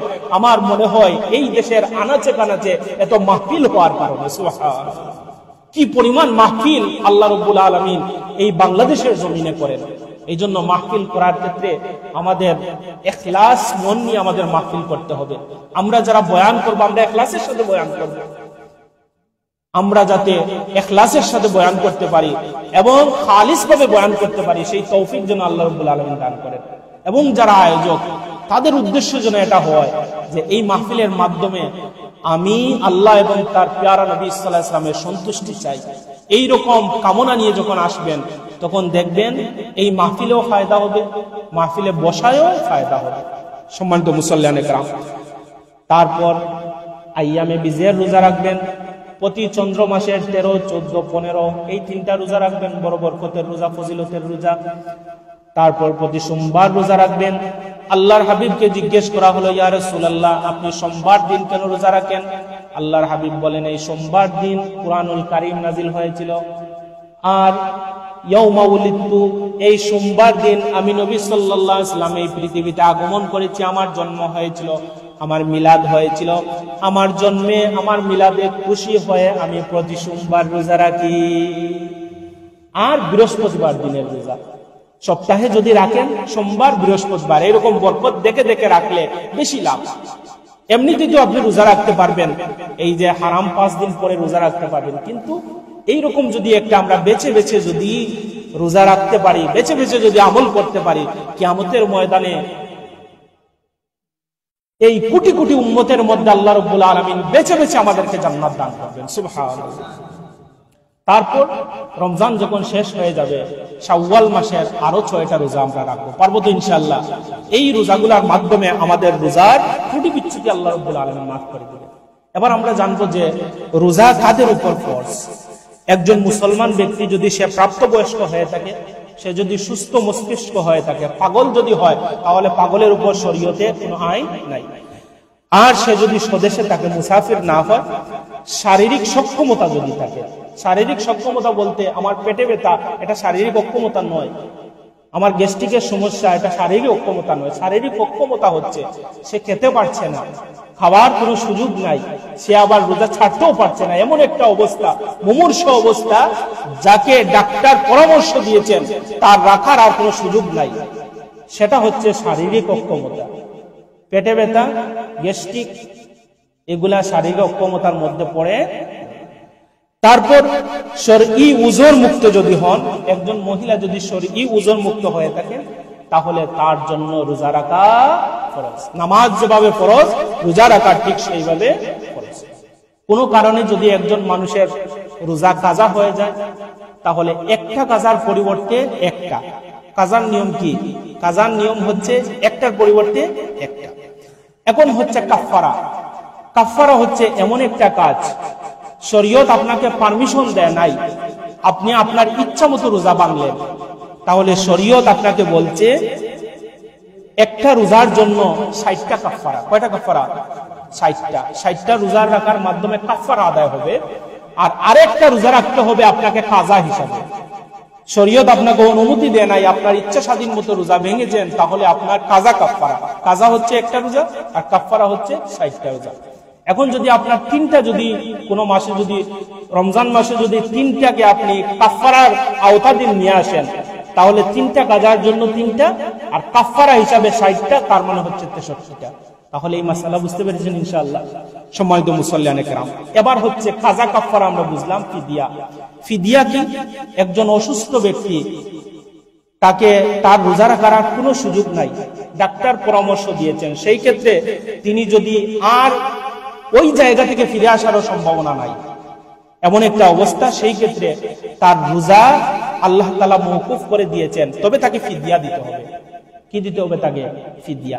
ফিদিয়া কি? সহজ মাসআলা হচ্ছে একটা ফিতরা। একটা ফিতরা মানে কি?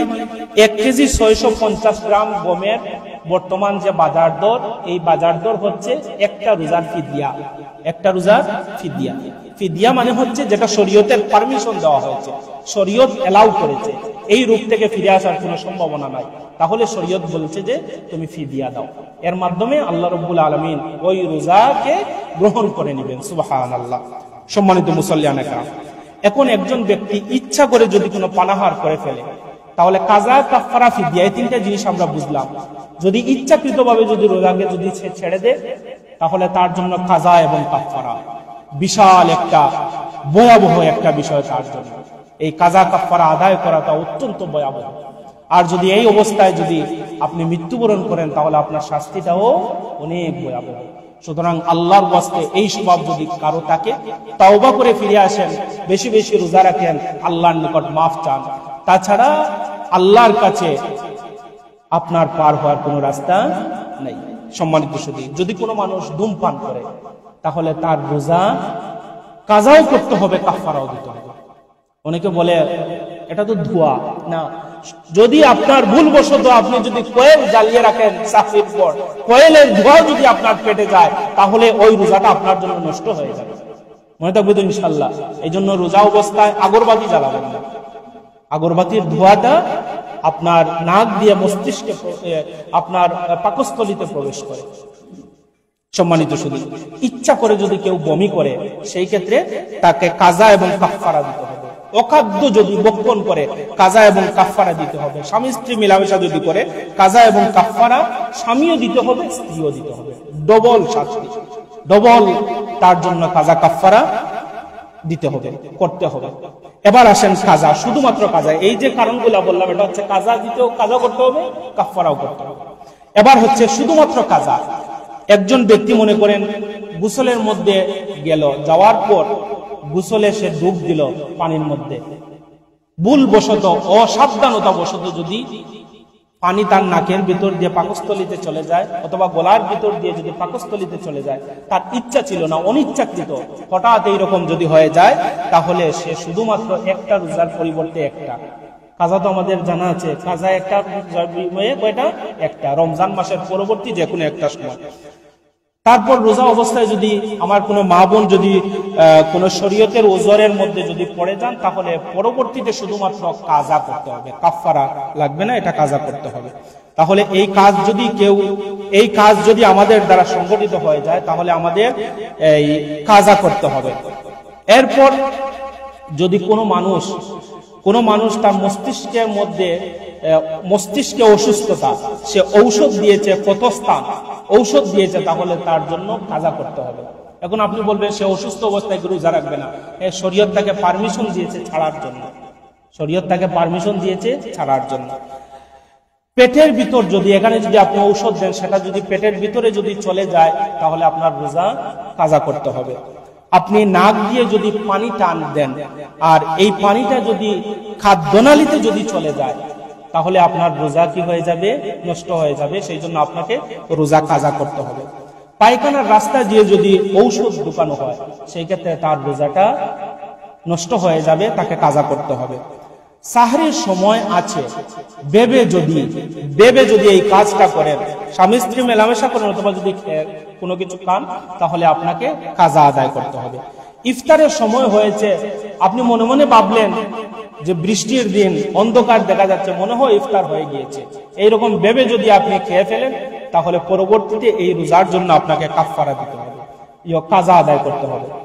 দাঁত দিয়ে যদি রক্ত বের হয় আর এই রক্তের পরিমাণ থুতুর পরিমাণের সমান যদি হয় অথবা তার চাইতে যদি বেশি হয় আর সেটা যদি পেটের মধ্যে চলে যায়, সেই ক্ষেত্রে এই রোজাকে আপনি কাজা আদায় করতে হবে। এই হচ্ছে রোজার কাজা। আর আগে বললাম রোজা কাফারা। এবার আসেন কিছু কাজ করলে আপনার রোজা ভাঙবে না। এই কাজগুলা কি? যদি কোনো ব্যক্তি, এই আমাদের তো 12 মাস খাবারের একটা অভ্যাস আছে, তো প্রথম দিকে এরকম সমস্যা বা মাঝে মধ্যে হয়ে যেতে পারে, খাবার সামনে আছে, রোজার কথা বলে গেলেন, পেট ভরে খাবার খেয়ে ফেললেন, হঠাৎ মনে হলো, তখন শরীয়ত বলছে যে তুমি স্টপ হয়ে যাও। যখন মনে হয়েছে তুমি স্টপ হয়ে যাও, তোমার রোজা হয়ে যাবে। সুবহানাল্লাহ।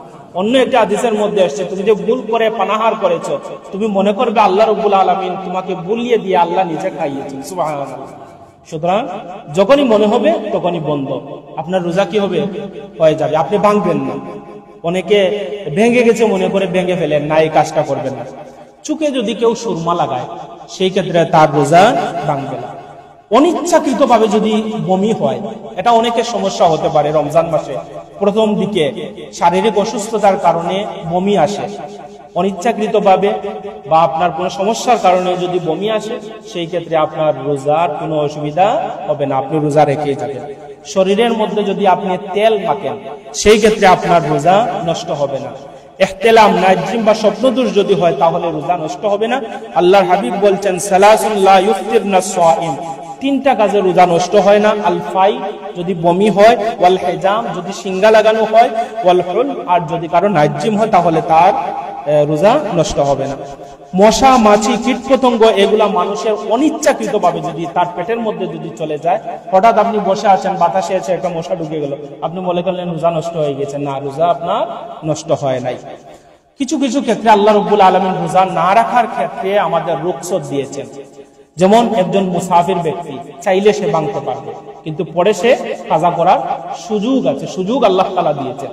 তারপর কোন অসুস্থ ব্যক্তি, এটা অসুস্থতা তো বললাম যে এমন অসুস্থ যদি হয় আর একজন বিজ্ঞ মুসলমান ডাক্তার যদি তাকে পরামর্শ দেন, সেই ক্ষেত্রে সে রোজা ভাঙতে পারবে, পরে সে কাজা করতে হবে, আপনার ইচ্ছা স্বাধীন কাজ করলে হবে না।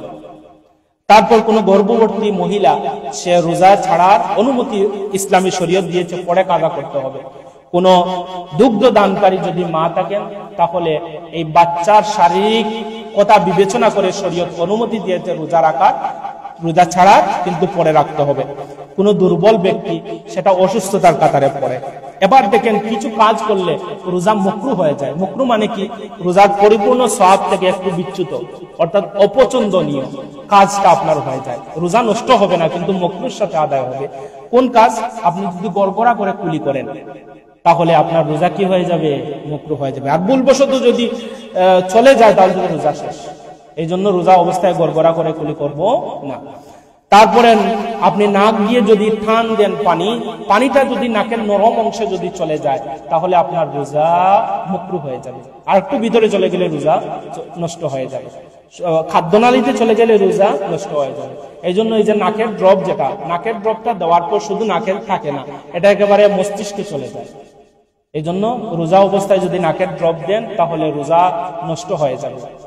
তারপরে এই রোজা অবস্থায় যদি কেউ গীবত করে, আপনার কোনো ভাইয়ের গীবত করলেন, রোজা রাখলেন, অবসর সময় 2জন মহিলা একসাথে বসলেন বা 2জন পুরুষ একসাথে বসলেন, 2জন বন্ধু দোকানের মধ্যে বসলেন, কোনো কাজ নাই, আপনি আপনার বন্ধুর যা গীবত আছেন সব গীবত শেখায়ত করলেন, তাহলে আপনার রোজা কি হয়ে যাবে?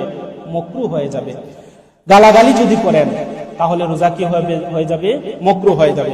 রোজা অবস্থায় যদি কেউ টিভি সিনেমা যদি দেখেন, অনেকে এটা প্রশ্ন করেন আমাদেরকে যে রোজা রেখে যদি টিভি সিনেমা দেখি আমরা, তাহলে রোজা নষ্ট হবে কিনা। রোজার মূল কনসেপ্ট হচ্ছে লাআল্লাকুম তাত্তাকুন, তুমি তাকওয়া অর্জন করো। কিন্তু রোজা রেখে আমরা যদি টিভি দেখি, সিনেমা দেখি, তাহলে তো এই তাকওয়াটা আমাদের অর্জন হবে না। সুতরাং রোজা রেখে যদি এই কাজটা যদি আমরা করি, তাহলে আমাদের রোজাটা কি হয়ে যাবে? মাকরুহ হয়ে যাবে। সম্মানিত সুধী, যদি মানুষ গুনার কাজে যদি লিপ্ত হয়, তাহলে রোজা মানুষের মাকরুহ হয়ে যাবে। এবার আসেন, কিছু কাজ করলে রোজা মাকরুহ হবে না। সুরমা যদি দেয়, তাহলে রোজা মাকরুহ হবে না। সুগন্ধি যদি ব্যবহার করে, তাহলে তার রোজা মাকরুহ হবে না।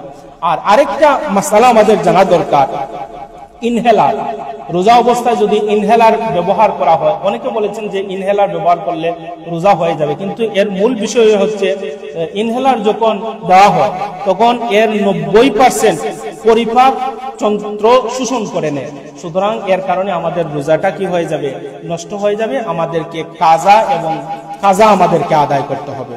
সম্মানিত সুধী, আল্লাহ রাব্বুল আলামিন আমাকে আপনাকে পরিপূর্ণভাবে রোজা রাখার তৌফিক দান করুন। আমরা সবাই বলি আমিন। আমরা একবার মুহাব্বতে দুরূদ শরীফ পড়ি। আল্লাহুম্মা সাইয়্যিদিনা মাওলানা মুহাম্মদ ওয়া আলা আলি সাইয়্যিদিনা।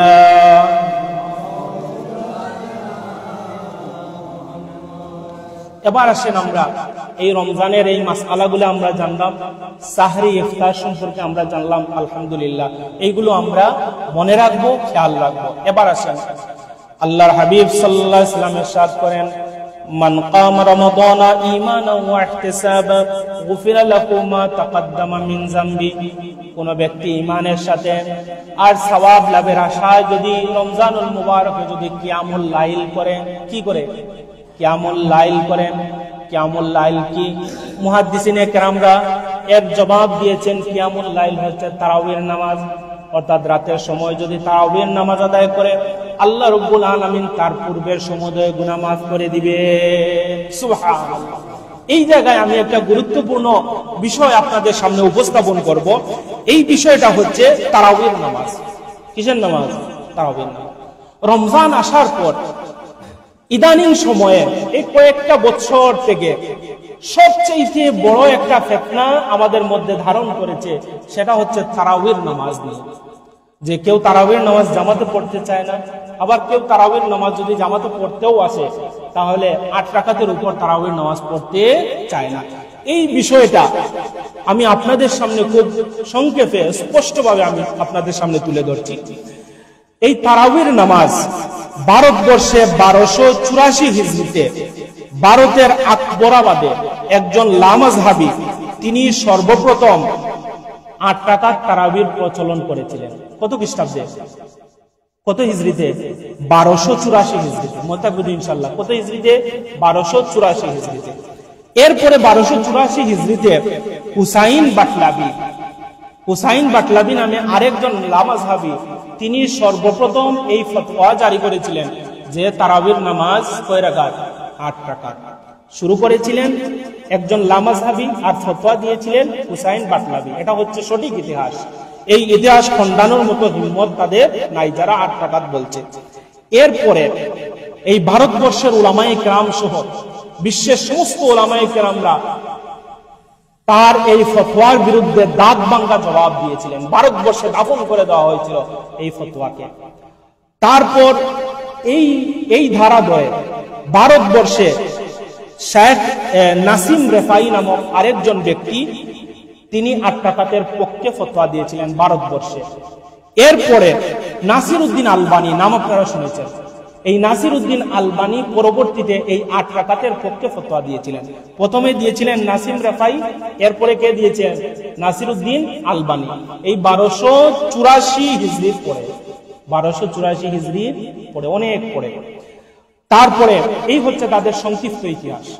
এবার আসি আমরা এই যে তারাবির নামাজের সিস্টেম, ইতিহাস, এগুলো আমাদের প্রত্যেক মুসলমানদের, বিশেষ করে আহলে সুন্নাত ওয়াল জামাতের আকীদাদারী যারা আমরা রয়েছি, আমাদের জানা একেবারে একান্ত ফরজ হয়ে গিয়েছে। না হয় আপনার ছেলেকে, না হয় আপনার পরিবারকে তারা এই 8 রাকাত তারাবি থেকে 12 রাকাত 20 রাকাত তারাবি থেকে বিচ্যুত করে তারা 8 রাকাত তারাবিতে তারা নিয়ে যাবে। আসিয়ান আমরা আল্লাহ রাসূল সাল্লাল্লাহু আলাইহি ওয়াসাল্লাম থেকে অদ্যপতি পর্যন্ত এই তারাবির নিয়মটা আমি আপনাদের সামনে তুলে ধরি। আল্লাহ রাসূল সাল্লাল্লাহু আলাইহি ওয়াসাল্লামের সময় মুসলিম শরীফের হাদিসের মধ্যে এসেছে, আম্মা জান আয়েশা সিদ্দিকা রাদিয়াল্লাহু তাআলা আনহা তিনি বলেন, এক রাতে আল্লাহ রাসূল সাল্লাল্লাহু আলাইহি ওয়াসাল্লাম সাহাবায়ে কেরামদেরকে নিয়ে তিনি মসজিদে নববীতে তারাবির নামাজ আদায় করলেন। জুড়ে বলেন সুবহানাল্লাহ। আল্লাহ রাসূল তারাবির নামাজ আদায় করলেন। তারপর দ্বিতীয় রাত্রিতে আল্লাহ রাসূল সাল্লাল্লাহু আলাইহি ওয়াসাল্লাম যখন তারাবির নামাজ পড়ার জন্য গেলেন, সাহাবায়ে কেরামদের উপস্থিতি বেড়ে গেল।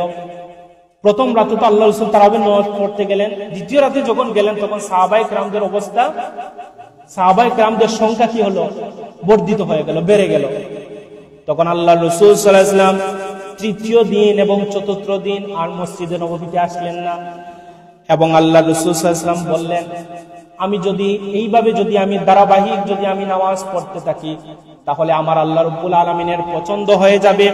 ইন্নী খাশিতু আন তুফরাদা আলাইকুম, আর আমার ভয় হয় আল্লাহ রাব্বুল আলামিন এই নামাজকে তোমাদের উপর ফরজ করে দিবেন।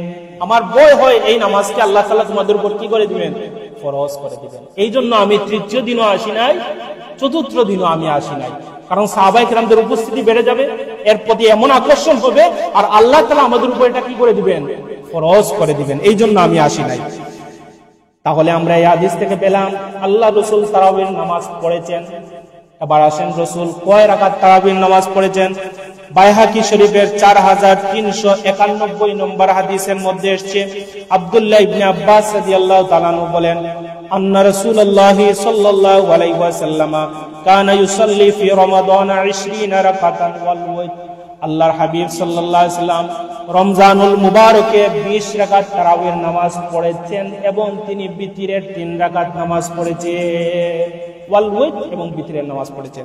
তাহলে এই হাদিস থেকে আমাদের সুস্পষ্টভাবে প্রমাণিত হয়, দুইটা হাদিস বললাম যে রাসূল তারাবির নামাজ পড়েছেন, ঠিক কিনা বলেন, আর কয় রাকাত পড়েছেন, 20 রাকাত। এই হলো আল্লাহ রাসূলের সময়। চলে আসলো যখন খোলাফায়ে রাশিদিনদের সময়। খোলাফায়ে রাশিদিন কারা? আল্লাহ রাসূল বলছেন, আলাইকুম বিসুন্নতি ওয়া সুন্নাতুল খুলাফায়ে রাশিদিন, তোমরা আমি নবীর সুন্নতকে অনুসরণ করবে আর আমার খোলাফায়ে রাশিদিনের সুন্নতকে তোমরা অনুসরণ করবে। কার সুন্নত? খোলাফায়ে রাশিদিন। রাসূলের সুন্নত তো আলাদা, এরপর আল্লাহ রাসূল কি বলছেন, খোলাফায়ে রাশিদিনের সুন্নত অনুসরণ করবে। কিভাবে? একটা মাসআলা বলি, যে আল্লাহ রাসূল সাল্লাল্লাহু আলাইহি ওয়াসাল্লামের সময় এই জুমার একটা আযান ছিল, আযান দেওয়া হতো, খুতবায় দাঁড়িয়ে যেতেন। আল্লাহ রাসূলের যুগ চলে গেল, এরকম ছিল। আবু বকর রাদিয়াল্লাহু তাআলা আনহু, ওমর রাদিয়াল্লাহু তাআলা আনহুর সময় এইরকম ছিল। উসমান রাদিয়াল্লাহু তাআলা আনহুর সময় যখন আসলো, দেখা গেল মুসলমানদের সংখ্যা দিক বিদিক ছড়িয়ে পড়লো, বিভিন্ন দেশে ছড়িয়ে পড়লো, বাজারে হাটে মুসলমানদের সংখ্যা বৃদ্ধি পেয়ে গিয়েছে। একটা আযান দিলে দেখা যায় মুসল্লিরা দৌড়ে এসে তারা খুতবা পান না, একটা আযান দিলে দেখা যায় দৌড়ে এসে তারা খুতবা পান না, খুতবার কিছু অংশ তাদের মিস হয়ে যায়। তখন সাইয়্যিদুনা হযরত উসমান রাদিয়াল্লাহু তাআলা আনহু তিনি এই জুমার নামাজের খুতবার আগে আরেকটা খুতবা তিনি চালু করলেন। জুড়ে বলেন সুবহানাল্লাহ। আরেকটা আযান যে চালু হলো, এই চালুটা কে করেছেন? হযরত উসমান রাদিয়াল্লাহু। কেন চালু করলেন? যে প্রথম আযান দেওয়ার সাথে সাথে সবাই অ্যালার্ট হয়ে যাবে, সবাই সতর্ক হয়ে যাবে যে জুমার নামাজ কিছুক্ষণ পরেই শুরু হয়ে যাবে।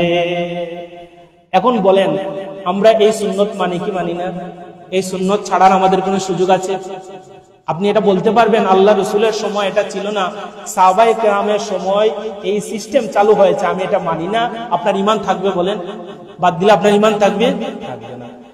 একটা মাসআলা বললাম, এই মাসআলার সূত্র ধরে যদি আমরা বলি তাহলে আমরা দেখব সাইয়্যিদুনা হযরত আবু বকর রাদিয়াল্লাহু তাআলা আনহুর সময় যখন চলে আসলো, খেলাফত যখন চলে আসলো, তখন সাহাবায়ে কেরামরা ব্যক্তিগত পর্যায়ে তারাবির নামাজ পড়তেন। যেভাবে আল্লাহ রাসূল 20 রাকাত পড়েছেন, এইভাবে 20 রাকাত পড়েছেন, জামাতবদ্ধ না হয়ে, কখনো জামাতবদ্ধ হয়ে নামাজ পড়েছেন। এইভাবে আবু বকর রাদিয়াল্লাহু তাআলা আনহুর সময় পার হয়ে গেল। উমর রাদিয়াল্লাহু তাআলা আনহুর সময় যখন আসলো, উমর রাদিয়াল্লাহু তাআলা আনহুকে আল্লাহর হাবিব বলেন, ইন্নাল্লাহা জাআলাল হাক্কা আলা লিসানি উমর। আল্লাহ রাব্বুল আলামিন, আল্লাহ রাব্বুল আলামিন, আল্লাহ রাসূল বলেন, আল্লাহ রাব্বুল আলামিন আমার উমরের জিহ্বার মধ্যে এবং কলবের মধ্যে হক মেরে দিয়েছেন। সুবহানাল্লাহ। উমর যেই কথা বলেন সব হক হক কথা বলে। কুরআনুল কারীমের মধ্যে আপনি দেখবেন, এই পৃথিবীতে যত ফয়সালা হয়, আগে রায় হয়, তারপর বিচার হয়। কারো জন্য যদি ফাঁসি আগে হবে না, আগে রায় হবে, তারপর ফাঁসি কার্যকর হবে। কিন্তু সাইয়্যিদুনা উমর এমন একজন ব্যক্তি ছিলেন, আগে তিনি রায় দিয়েছেন, তারপর আল্লাহ রাব্বুল আলামিন এটাকে সার্টিফাই করে কুরআনুল কারীমের 5 জায়গায় আয়াত নাযিল করেছেন। আমার উমর যা করেছেন সব সত্য কাজ করেছেন। তিনি হচ্ছেন উমর। নীল নদের মধ্যে পানি আসে না। উমর রাদিয়াল্লাহু তাআলা আনহুর খেলাফতের সময় নীল নদে পানি নাই। প্রতি বছর একজন সুন্দরী মেয়েকে জবাই করলে, বলি দিলে আবার পানি উঠে। প্রতি বছর এইভাবে হয়। উমর রাদিয়াল্লাহু তাআলা আনহুকে গিয়ে বলা হলো, এই অবস্থা, আপনি একজন খলিফা, আপনার খেলাফতে এই অবস্থা।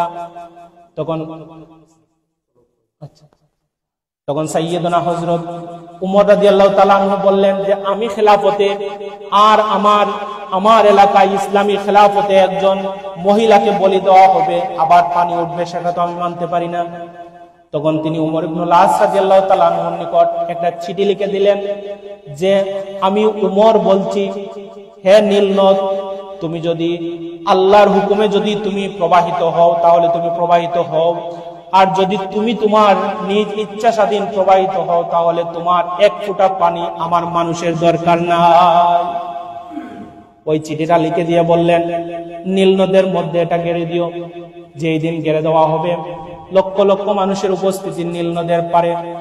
হযরত উমর ইবনুল আস রাদিয়াল্লাহু তাআলা আনহু নীল নদের মধ্যে এই চিঠিটা যখন রেখে নীল নদের উপরে যখন চলে আসলেন, দেখা গেল নীল নদের পানি এমন ভাবে প্রবাহিত হওয়া শুরু হলো, একজন মহিলা বলি দিলে যেই পরিমাণ পানি উঠে তার চাইতে 6 হাত উপরে পানি উঠে গিয়েছে। তিনি হচ্ছেন উমর রাদিয়াল্লাহু তাআলা। আল্লাহ রাসূল বলছেন লা নাবিয়্যা মিন বাদি, আমার পরে কোনো নবী নাই, আমার পরে কোনো রাসূল নাই। যদি নবী আসার, কোন রসুল আসার যদি সিস্টেম থাকতো, লাকানা উমর, আল্লাহ রাব্বুল আলামিন উমরকে নবী বানিয়ে দিতেন। জোরে বলেন সুবহানাল্লাহ। তিনি হচ্ছেন উমর, তিনি হচ্ছেন সাইয়্যিদুনা হযরত উমর। ওনার সম্পর্কে আরো অনেক কথা বলা যাবে। তিনি হচ্ছেন উমর। তার কলবের মধ্যে, তার জিহ্বার মধ্যে আল্লাহ রাব্বুল আলামিন হক লাগিয়ে দিয়েছেন। এই উমর রাদিয়াল্লাহু তাআলা আনহুর খেলাফত যখন চলে আসলো, বুখারী শরীফের, মনে রাখবেন বুখারী শরীফের 2010 নম্বর হাদিস। কত নম্বর হাদিস? 2010 নম্বর হাদিস। এই হাদিসের মধ্যে আব্দুর রহমান ইবনু আব্দুল কারি রাহিমাহুল্লাহ রাদিয়াল্লাহু তাআলা আনহু থেকে বর্ণিত হাদিস। তিনি বলেন, আমি উমর রাদিয়াল্লাহু তাআলা আনহুর সঙ্গে ছিলাম। আমি মসজিদে নববীতে গেলাম, গিয়ে দেখলাম উমর রাদিয়াল্লাহু তাআলা আনহু দেখেছেন কেউ পৃথক হয়ে তারাবির নামাজ আদায় করছেন, কেউ জামাতবদ্ধ হয়ে তারাবির নামাজ আদায় করছেন। আমি আল্লাহ রাসূলের সাহাবী উমর রাদিয়াল্লাহু তাআলার সাথে ছিলাম, আর গিয়ে দেখলাম উমর এই জিনিসটা দেখেছেন। সাইয়েদুনা উমর মসজিদে নববীতে গিয়ে দেখলেন কেউ একা নামাজ পড়ছে, কেউ জামাতবদ্ধ হয়ে নামাজ পড়ছে। ফাকালা উমর রাদিয়াল্লাহু তাআলা বললেন, ইন্নী আরা লাউ জামাআতু হাউলাই আলা কারিন ওয়াহিদিন লাকানা আমসাল। উমর রাদিয়াল্লাহু তাআলা তৎক্ষণাৎ দাঁড়িয়ে গিয়ে বললেন, আমার বড় ইচ্ছা, আমি চাই সবাইকে একত্রিত করে জামাতবদ্ধ হয়ে নামাজ পড়ার একটা সিস্টেম আমি চালু করে দেই। কে বললেন? উমর রাদিয়াল্লাহু তাআলা। যে কেউ বিচ্ছিন্ন হয়ে পড়ছে, কেউ জামাতবদ্ধ হয়ে পড়ছে, আমি চাই সবাইকে একত্রিত করে একটা জামাতে আমি রূপান্তরিত করে দিতে চাই। তখন সুম্মা আযামা ফাজামাআহুম, তখন সাইয়্যিদুনা উমর রাদিয়াল্লাহু তাআলা আনহু তাদেরকে ডাকলেন, ডেকে তাদেরকে একত্রিত করলেন, তাদেরকে জামাতবদ্ধ করলেন। জামাতবদ্ধ করে আল্লাহর রাসূল সাল্লাল্লাহু আলাইহি ওয়াসাল্লামের সাহাবী উমর রাদিয়াল্লাহু তাআলা আনহু জামাত চালু করে দিলেন। জোরে বলেন সুবহানাল্লাহ। পরের দিন সাইয়্যিদুনা হযরত উমর রাদিয়াল্লাহু তাআলা আনহু আবার মসজিদে নববীতে আসলেন। এসে দেখেন এত সুন্দর করে দাঁড়িয়ে দাঁড়িয়ে সাহাবায়ে কেরামরা নামাজ আদায় করছেন। এটা দেখে তিনি বললেন নি'মাল বিদআতু হাযা, এটা কতই না সুন্দর বিদআত। জোরে বলেন সুবহানাল্লাহ। আমাদের দেশে কিছু মানুষ আছে বিদআত শুনলে শুধু নাক ছিটকায়, বেদাত শুনলে কি ছিটকায়? নাক ছিটকায়। কিন্তু আল্লাহ রাসূল বলেছেন কুল্লু বিদআতিন দালালা, প্রত্যেক বেদাত গুমরাহি। এর অর্থ কি সেটা আমরা বলি না, বরং কুল্লু বিদআতিন সাইয়্যাতিন দালালা। আল্লাহ রাসূল বোঝাতে চাইলেন পৃথিবীর মধ্যে যত নিকৃষ্ট বেদাত সব কিছু গুমরাহি।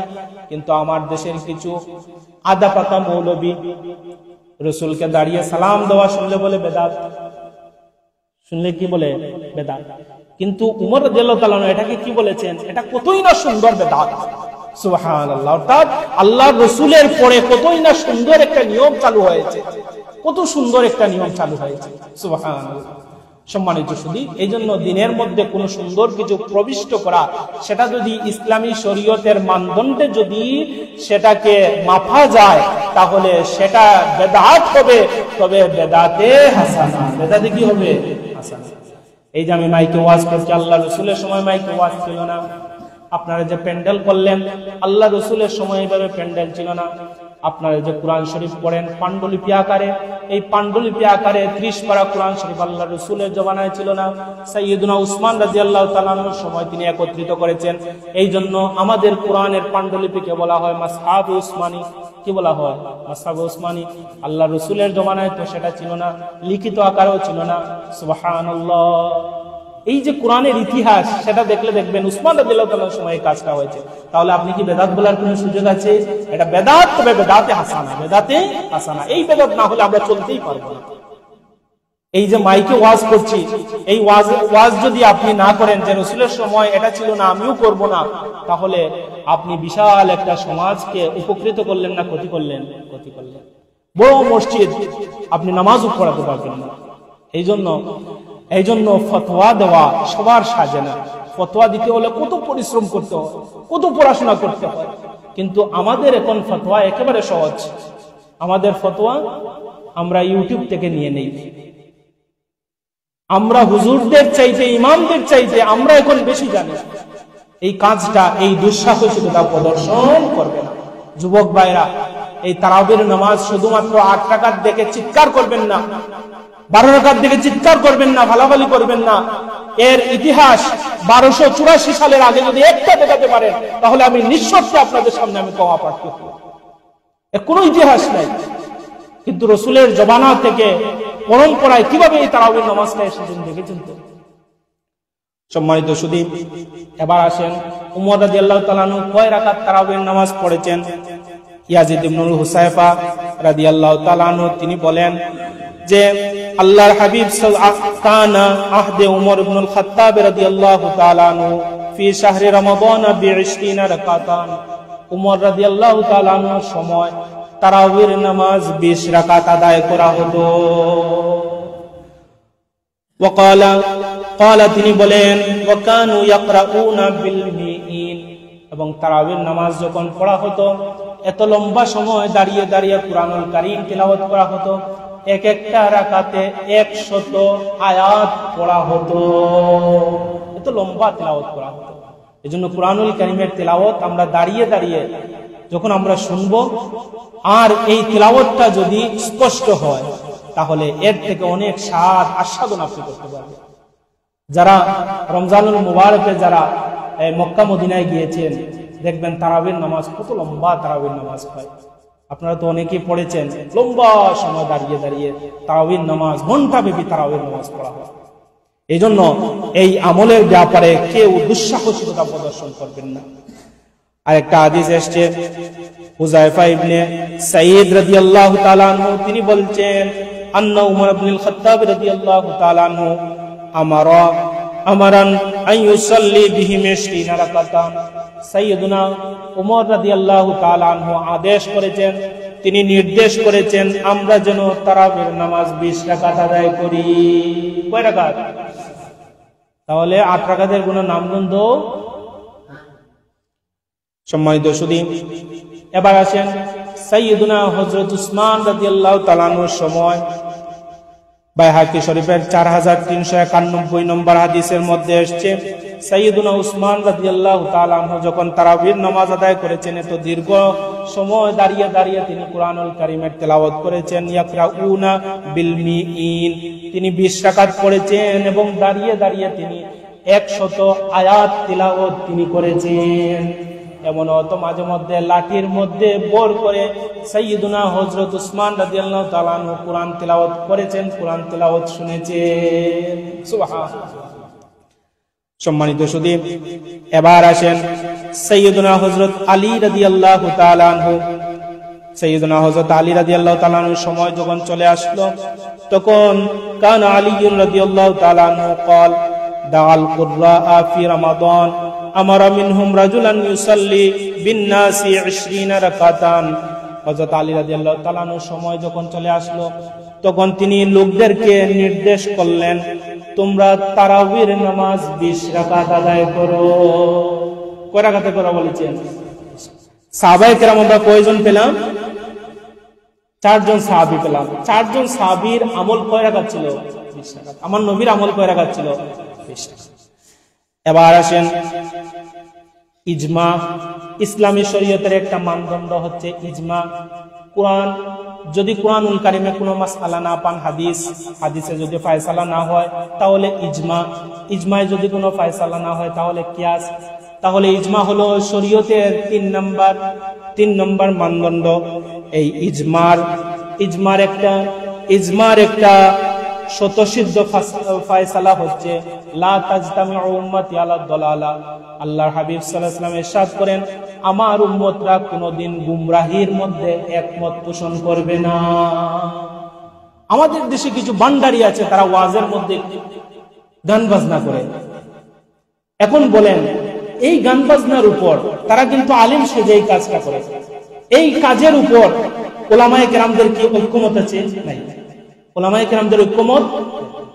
কিন্তু এমনও কাজ আছে যেটা আল্লাহ রসুলের সময় ছিল না, আমাদের সময় হয়েছে, কিন্তু উলামায়ে কেরামদের ঐক্যমত রয়েছে। যেমন মাইকে ওয়াজ করা, আল্লাহ রসুলের সময় ছিল না, আমাদের সময় এসেছে, উলামায়ে কেরামদের ঐক্যমত হয়েছে। তার মানে রসুল বোঝাতে চাইলেন, আমার উম্মতরা কোনদিন গুমরাহির মধ্যে একমত হতে পারে না।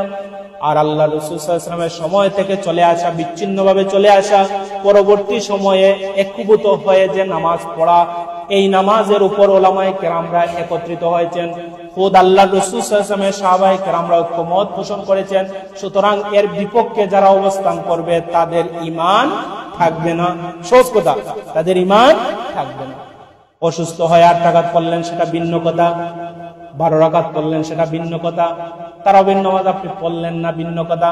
কিন্তু আপনি এটা যদি প্রতিষ্ঠিত করতে চান, তারাবির নামাজ যদি আপনি প্রতিষ্ঠিত করতে চান 8 রাকাত, তাহলে নিশ্চিত আপনার ঈমানের মধ্যে ভেজাল। ঠিক কিনা বলেন? এই হাদিসগুলোকে আপনি কি করবেন? তারাবির নামাজকে যদি আপনি 8 রাকাত বলেন, তাহলে এই হাদিসগুলোকে আপনি কি করবেন? এই হাদিসগুলোকে তো আপনি অস্বীকার করতে হবে। এই হাদিসগুলোকে অস্বীকার করে আপনাকে বলতে হবে তারাবির নামাজ 8 রাকাত। নাউযুবিল্লাহ।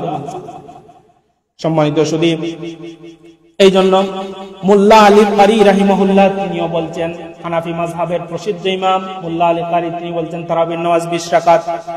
আল্লাহ রাসূল সাল্লাল্লাহু আলাইহি ওয়াসাল্লামের জুতা মুবারক যিনি বহন করেছিলেন, রাইসুল কুররা আব্দুল্লাহ ইবনে মাসউদ রাদিয়াল্লাহু তাআলা আনহু, যাকে বলা হয় যুন্নালাইন ওয়াল ওয়াসাদাতি ওয়াল মুতাহহারা, তিনি আল্লাহ রাসূল সাল্লাল্লাহু আলাইহি ওয়াসাল্লামের জুতা, বালিশ, পানির পাত্র বহনকারী হচ্ছেন আব্দুল্লাহ ইবনে মাসউদ রাদিয়াল্লাহু তাআলা আনহু। তার আমল কি ছিল? তিনিও ইউসাল্লি রাকাতাইন, তিনিও তারাবির নামাজ 20 রাকাত আদায় করেছেন। সুবহানাল্লাহ। আমরা মহব্বতে জিকির পড়ি, লা ইলাহা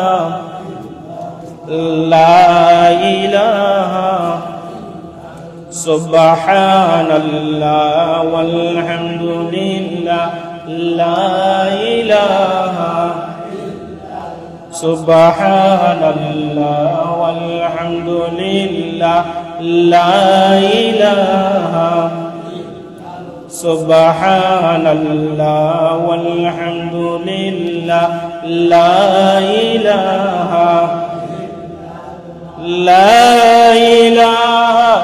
ইল্লাল্লাহ, লা ইলাহা ইল্লাল্লাহ, হাসবি রাব্বি জাল্লাল্লাহ, মা ফি কলবি গায়রুল্লাহ, নূর মুহাম্মদ সাল্লাল্লাহু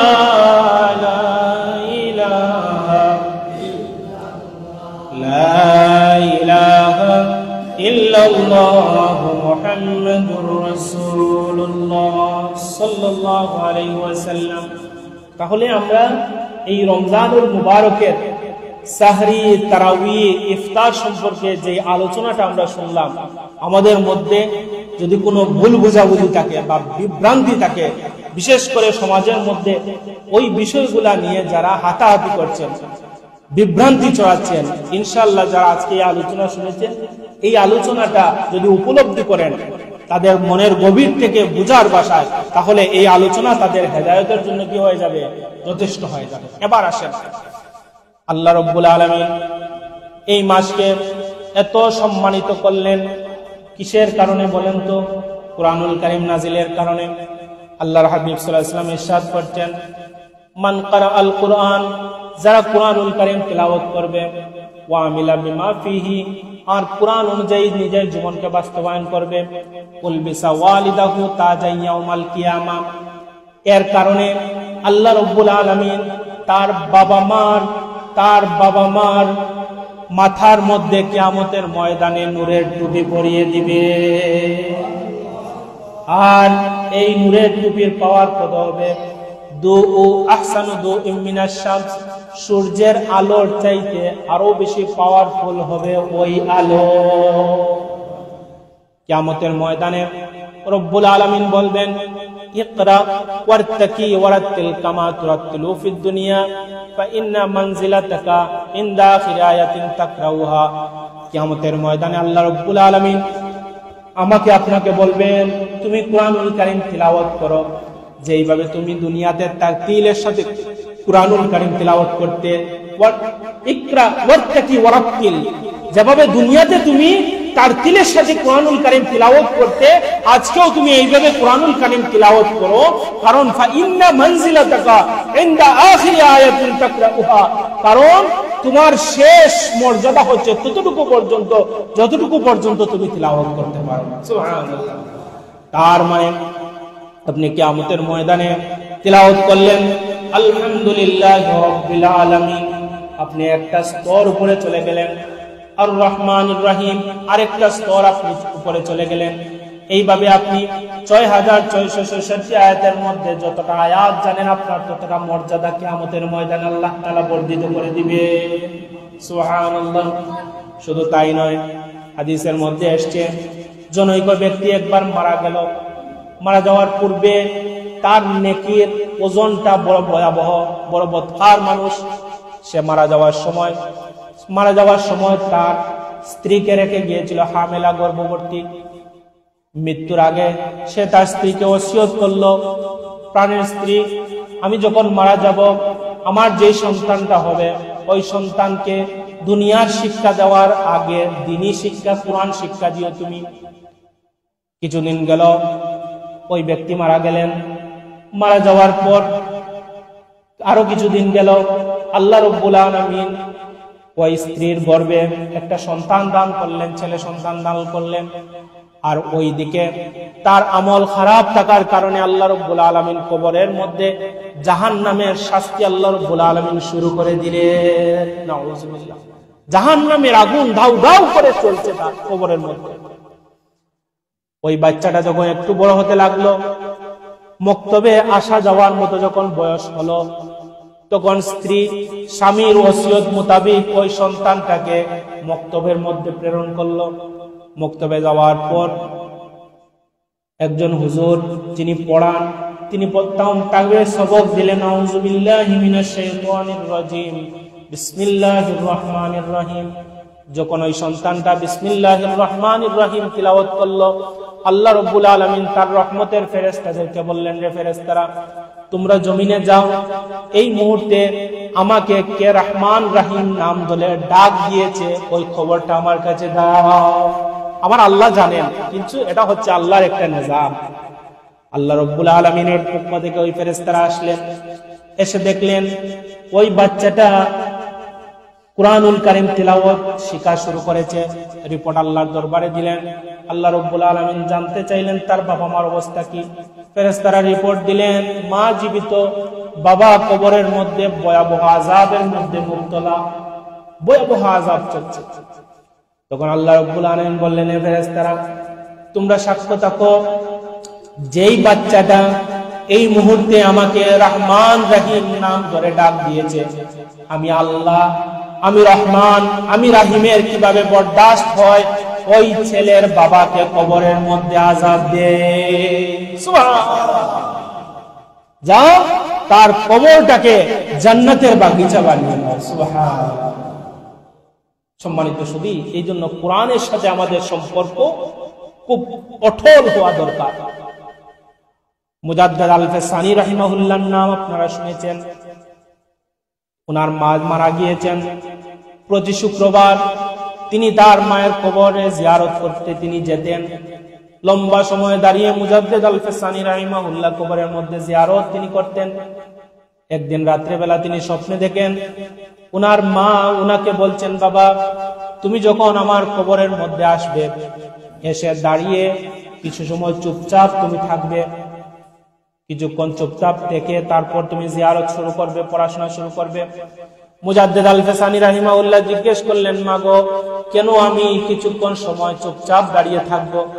তখন মুজাদ্দিদ আল-ফিসানি রাহিমাহুল্লাহ বললেন, ওনার মা ওনাকে বললেন, বাবা তুমি যখন দাঁড়িয়ে কুরআনুল কারীমের আয়াতগুলা তিলাওয়াত করা শুরু করো, আমি মায়ের কবরের পাশে দাঁড়িয়ে যখন তুমি তিলাওয়াত করা শুরু করো, তখন আল্লাহ রাব্বুল আলামিনের পক্ষ থেকে রহমতের বাড়ি দ্বারা রহমতের ফেরেশতারা এই পরিমাণ বেষ্টন করে রাখেন। এই রহমতের ফেরেশতার কারণে তোমার চেহারাটা আমি পূর্ণাঙ্গভাবে দেখতে পাই না।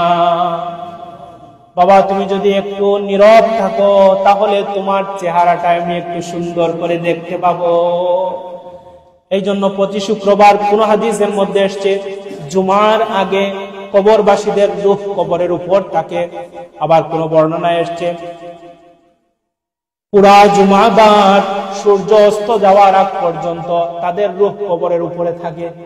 আপনি যখন জিয়ারত করেন আল্লাহ রাব্বুল আলামিনের পক্ষ থেকে রহমতের বাড়ি দ্বারা তাদের উপর বর্ষণ করা হয়। সুবহানাল্লাহ। এই জন্য আল্লাহ রাসূল বলেন, শেষ করলি তুমি? আচ্ছা, এই জন্য আল্লাহ রাসূল সাল্লাল্লাহু আলাইহি ওয়াসাল্লাম ইরশাদ করতেন, তিনটা জিনিসের দিকে যদি মানুষ তাকায় তাহলে তার গুনাহগুলো জোরে জোরে পড়তে থাকে। নাজার ইলাল মাসহাফ, কোন মানুষ যদি কুরআনুল কারীমের দিকে যদি তাকায়, যতক্ষণ পর্যন্ত তাকিয়ে থাকবে সে পড়ুক না, সে যদি কুরআনুল কারীমের দিকে যদি তাকায়, আল্লাহ রাব্বুল আলামিন যতক্ষণ পর্যন্ত তাকিয়ে থাকবে ততক্ষণ পর্যন্ত তার জীবনের সগীরা গুনাহগুলো মাফ করতে থাকবে। নাজার ইলাল কাবা, আপনি কাবা শরীফের প্রান্তরে গিয়েছেন, লাব্বাইক দেওয়ার জন্য কাবার প্রান্তরে গিয়েছেন, কাবার দিকে তাকিয়ে আছেন, যতক্ষণ পর্যন্ত আপনার দৃষ্টির মধ্যে কাবা শরীফ পড়বে ততক্ষণ পর্যন্ত আপনার নামায় আমলনামা থেকে গুনাহগুলো জোরে জোরে পড়তে থাকবে। সুবহানাল্লাহ। আর আল্লাহ রাসূল বলছেন নাজার ইলাল ওয়ালিদাইন, যতক্ষণ পর্যন্ত আপনি আপনার বাবা মার চেহারার দিকে তাকাতে থাকবেন ততক্ষণ পর্যন্ত আপনার গুনাহগুলো জোরে জোরে পড়তে থাকবে। জোরে বলেন সুবহানাল্লাহ। সম্মানিত সুধী, এই জন্য আমার রাসূল সাল্লাল্লাহু আলাইহি ওয়াসাল্লাম ইরশাদ করেন, একদিন আল্লাহ রাসূল সাল্লাল্লাহু আলাইহি ওয়াসাল্লাম মসজিদের মিম্বরের প্রথম সিঁড়িতে যখন আল্লাহ রাসূল সাল্লাল্লাহু আলাইহি ওয়াসাল্লাম দাঁড়ালেন তিনি বললেন আমিন। দ্বিতীয় সিঁড়ির মধ্যে আল্লাহ রাসূল যখন দাঁড়ালেন তখন বললেন আমিন। তৃতীয় সিঁড়ির মধ্যে আল্লাহ রাসূল সাল্লাল্লাহু আলাইহি ওয়াসাল্লাম যখন দাঁড়ালেন তখন বললেন আমিন। সম্মানিত সুধী, আমাদের পরবর্তী মেহমান চলে এসেছেন, উনি আসার আগ পর্যন্ত আপনাদের সাথে একটু এই আলোচনাটা আমি শেষ করে দিব ইনশাআল্লাহ। সম্মানিত সুধী, আল্লাহ রাসূলকে জিজ্ঞেস করা হলো, ইয়া রাসূলুল্লাহ, আপনি সচরাচর মিম্বরে দাঁড়িয়ে এইভাবে উচ্চ স্বরে আমিন বলেন না, আজকে কেন এইভাবে আমিন আমিন বললেন? তখন আল্লাহ রাসূল বললেন, এই মুহূর্তে জিবরিল এসে আমাকে বললেন, ইয়া রাসূলুল্লাহ, ইয়া হাবিবাল্লাহ, মান আদরাকা রমাদান ফালাম ইগফার লাহু ফাআবাদাহুল্লাহ। যেই ব্যক্তি তার জীবদ্দশার মধ্যে রমজান পেল, রমজান পাওয়ার পর তার জীবনের গুনাহ মাফ করাতে পারল না, তার মতো হতভাগা মানুষ এই পৃথিবীতে আর কেউ নাই। হতভাগা মানুষ আর কেউ। এখন দেখেন, রমজান আসে আমাদের গুনাহ মাফ করানোর জন্য। রমজানের প্রথম 10 দিন চলে যায়, গুনাহ মাফ করাতে পারলাম না। মাঝের 10 দিন চলে গেল, গুনাহ মাফ করাতে পারলাম না। শেষের 10 দিনও চলে যায়, গুনাহ মাফ করাতে পারলাম না। আল্লাহ রাব্বুল আলামিন এমন সুযোগ দিলেন, আল্লাহ রাব্বুল আলামিন বললেন, আল্লাহর হাবিব বলেন, রমজানের শেষ যে বেজুর 5টা দিন, ওই 5টা দিন ইবাদত করে তোমরা মাফ করে নাও। যদি মাফ করে নাও কি পরিমাণ সওয়াব দিবেন? লাইলাতুল কদরি খায়রুম মিন আলফিশ শাহর।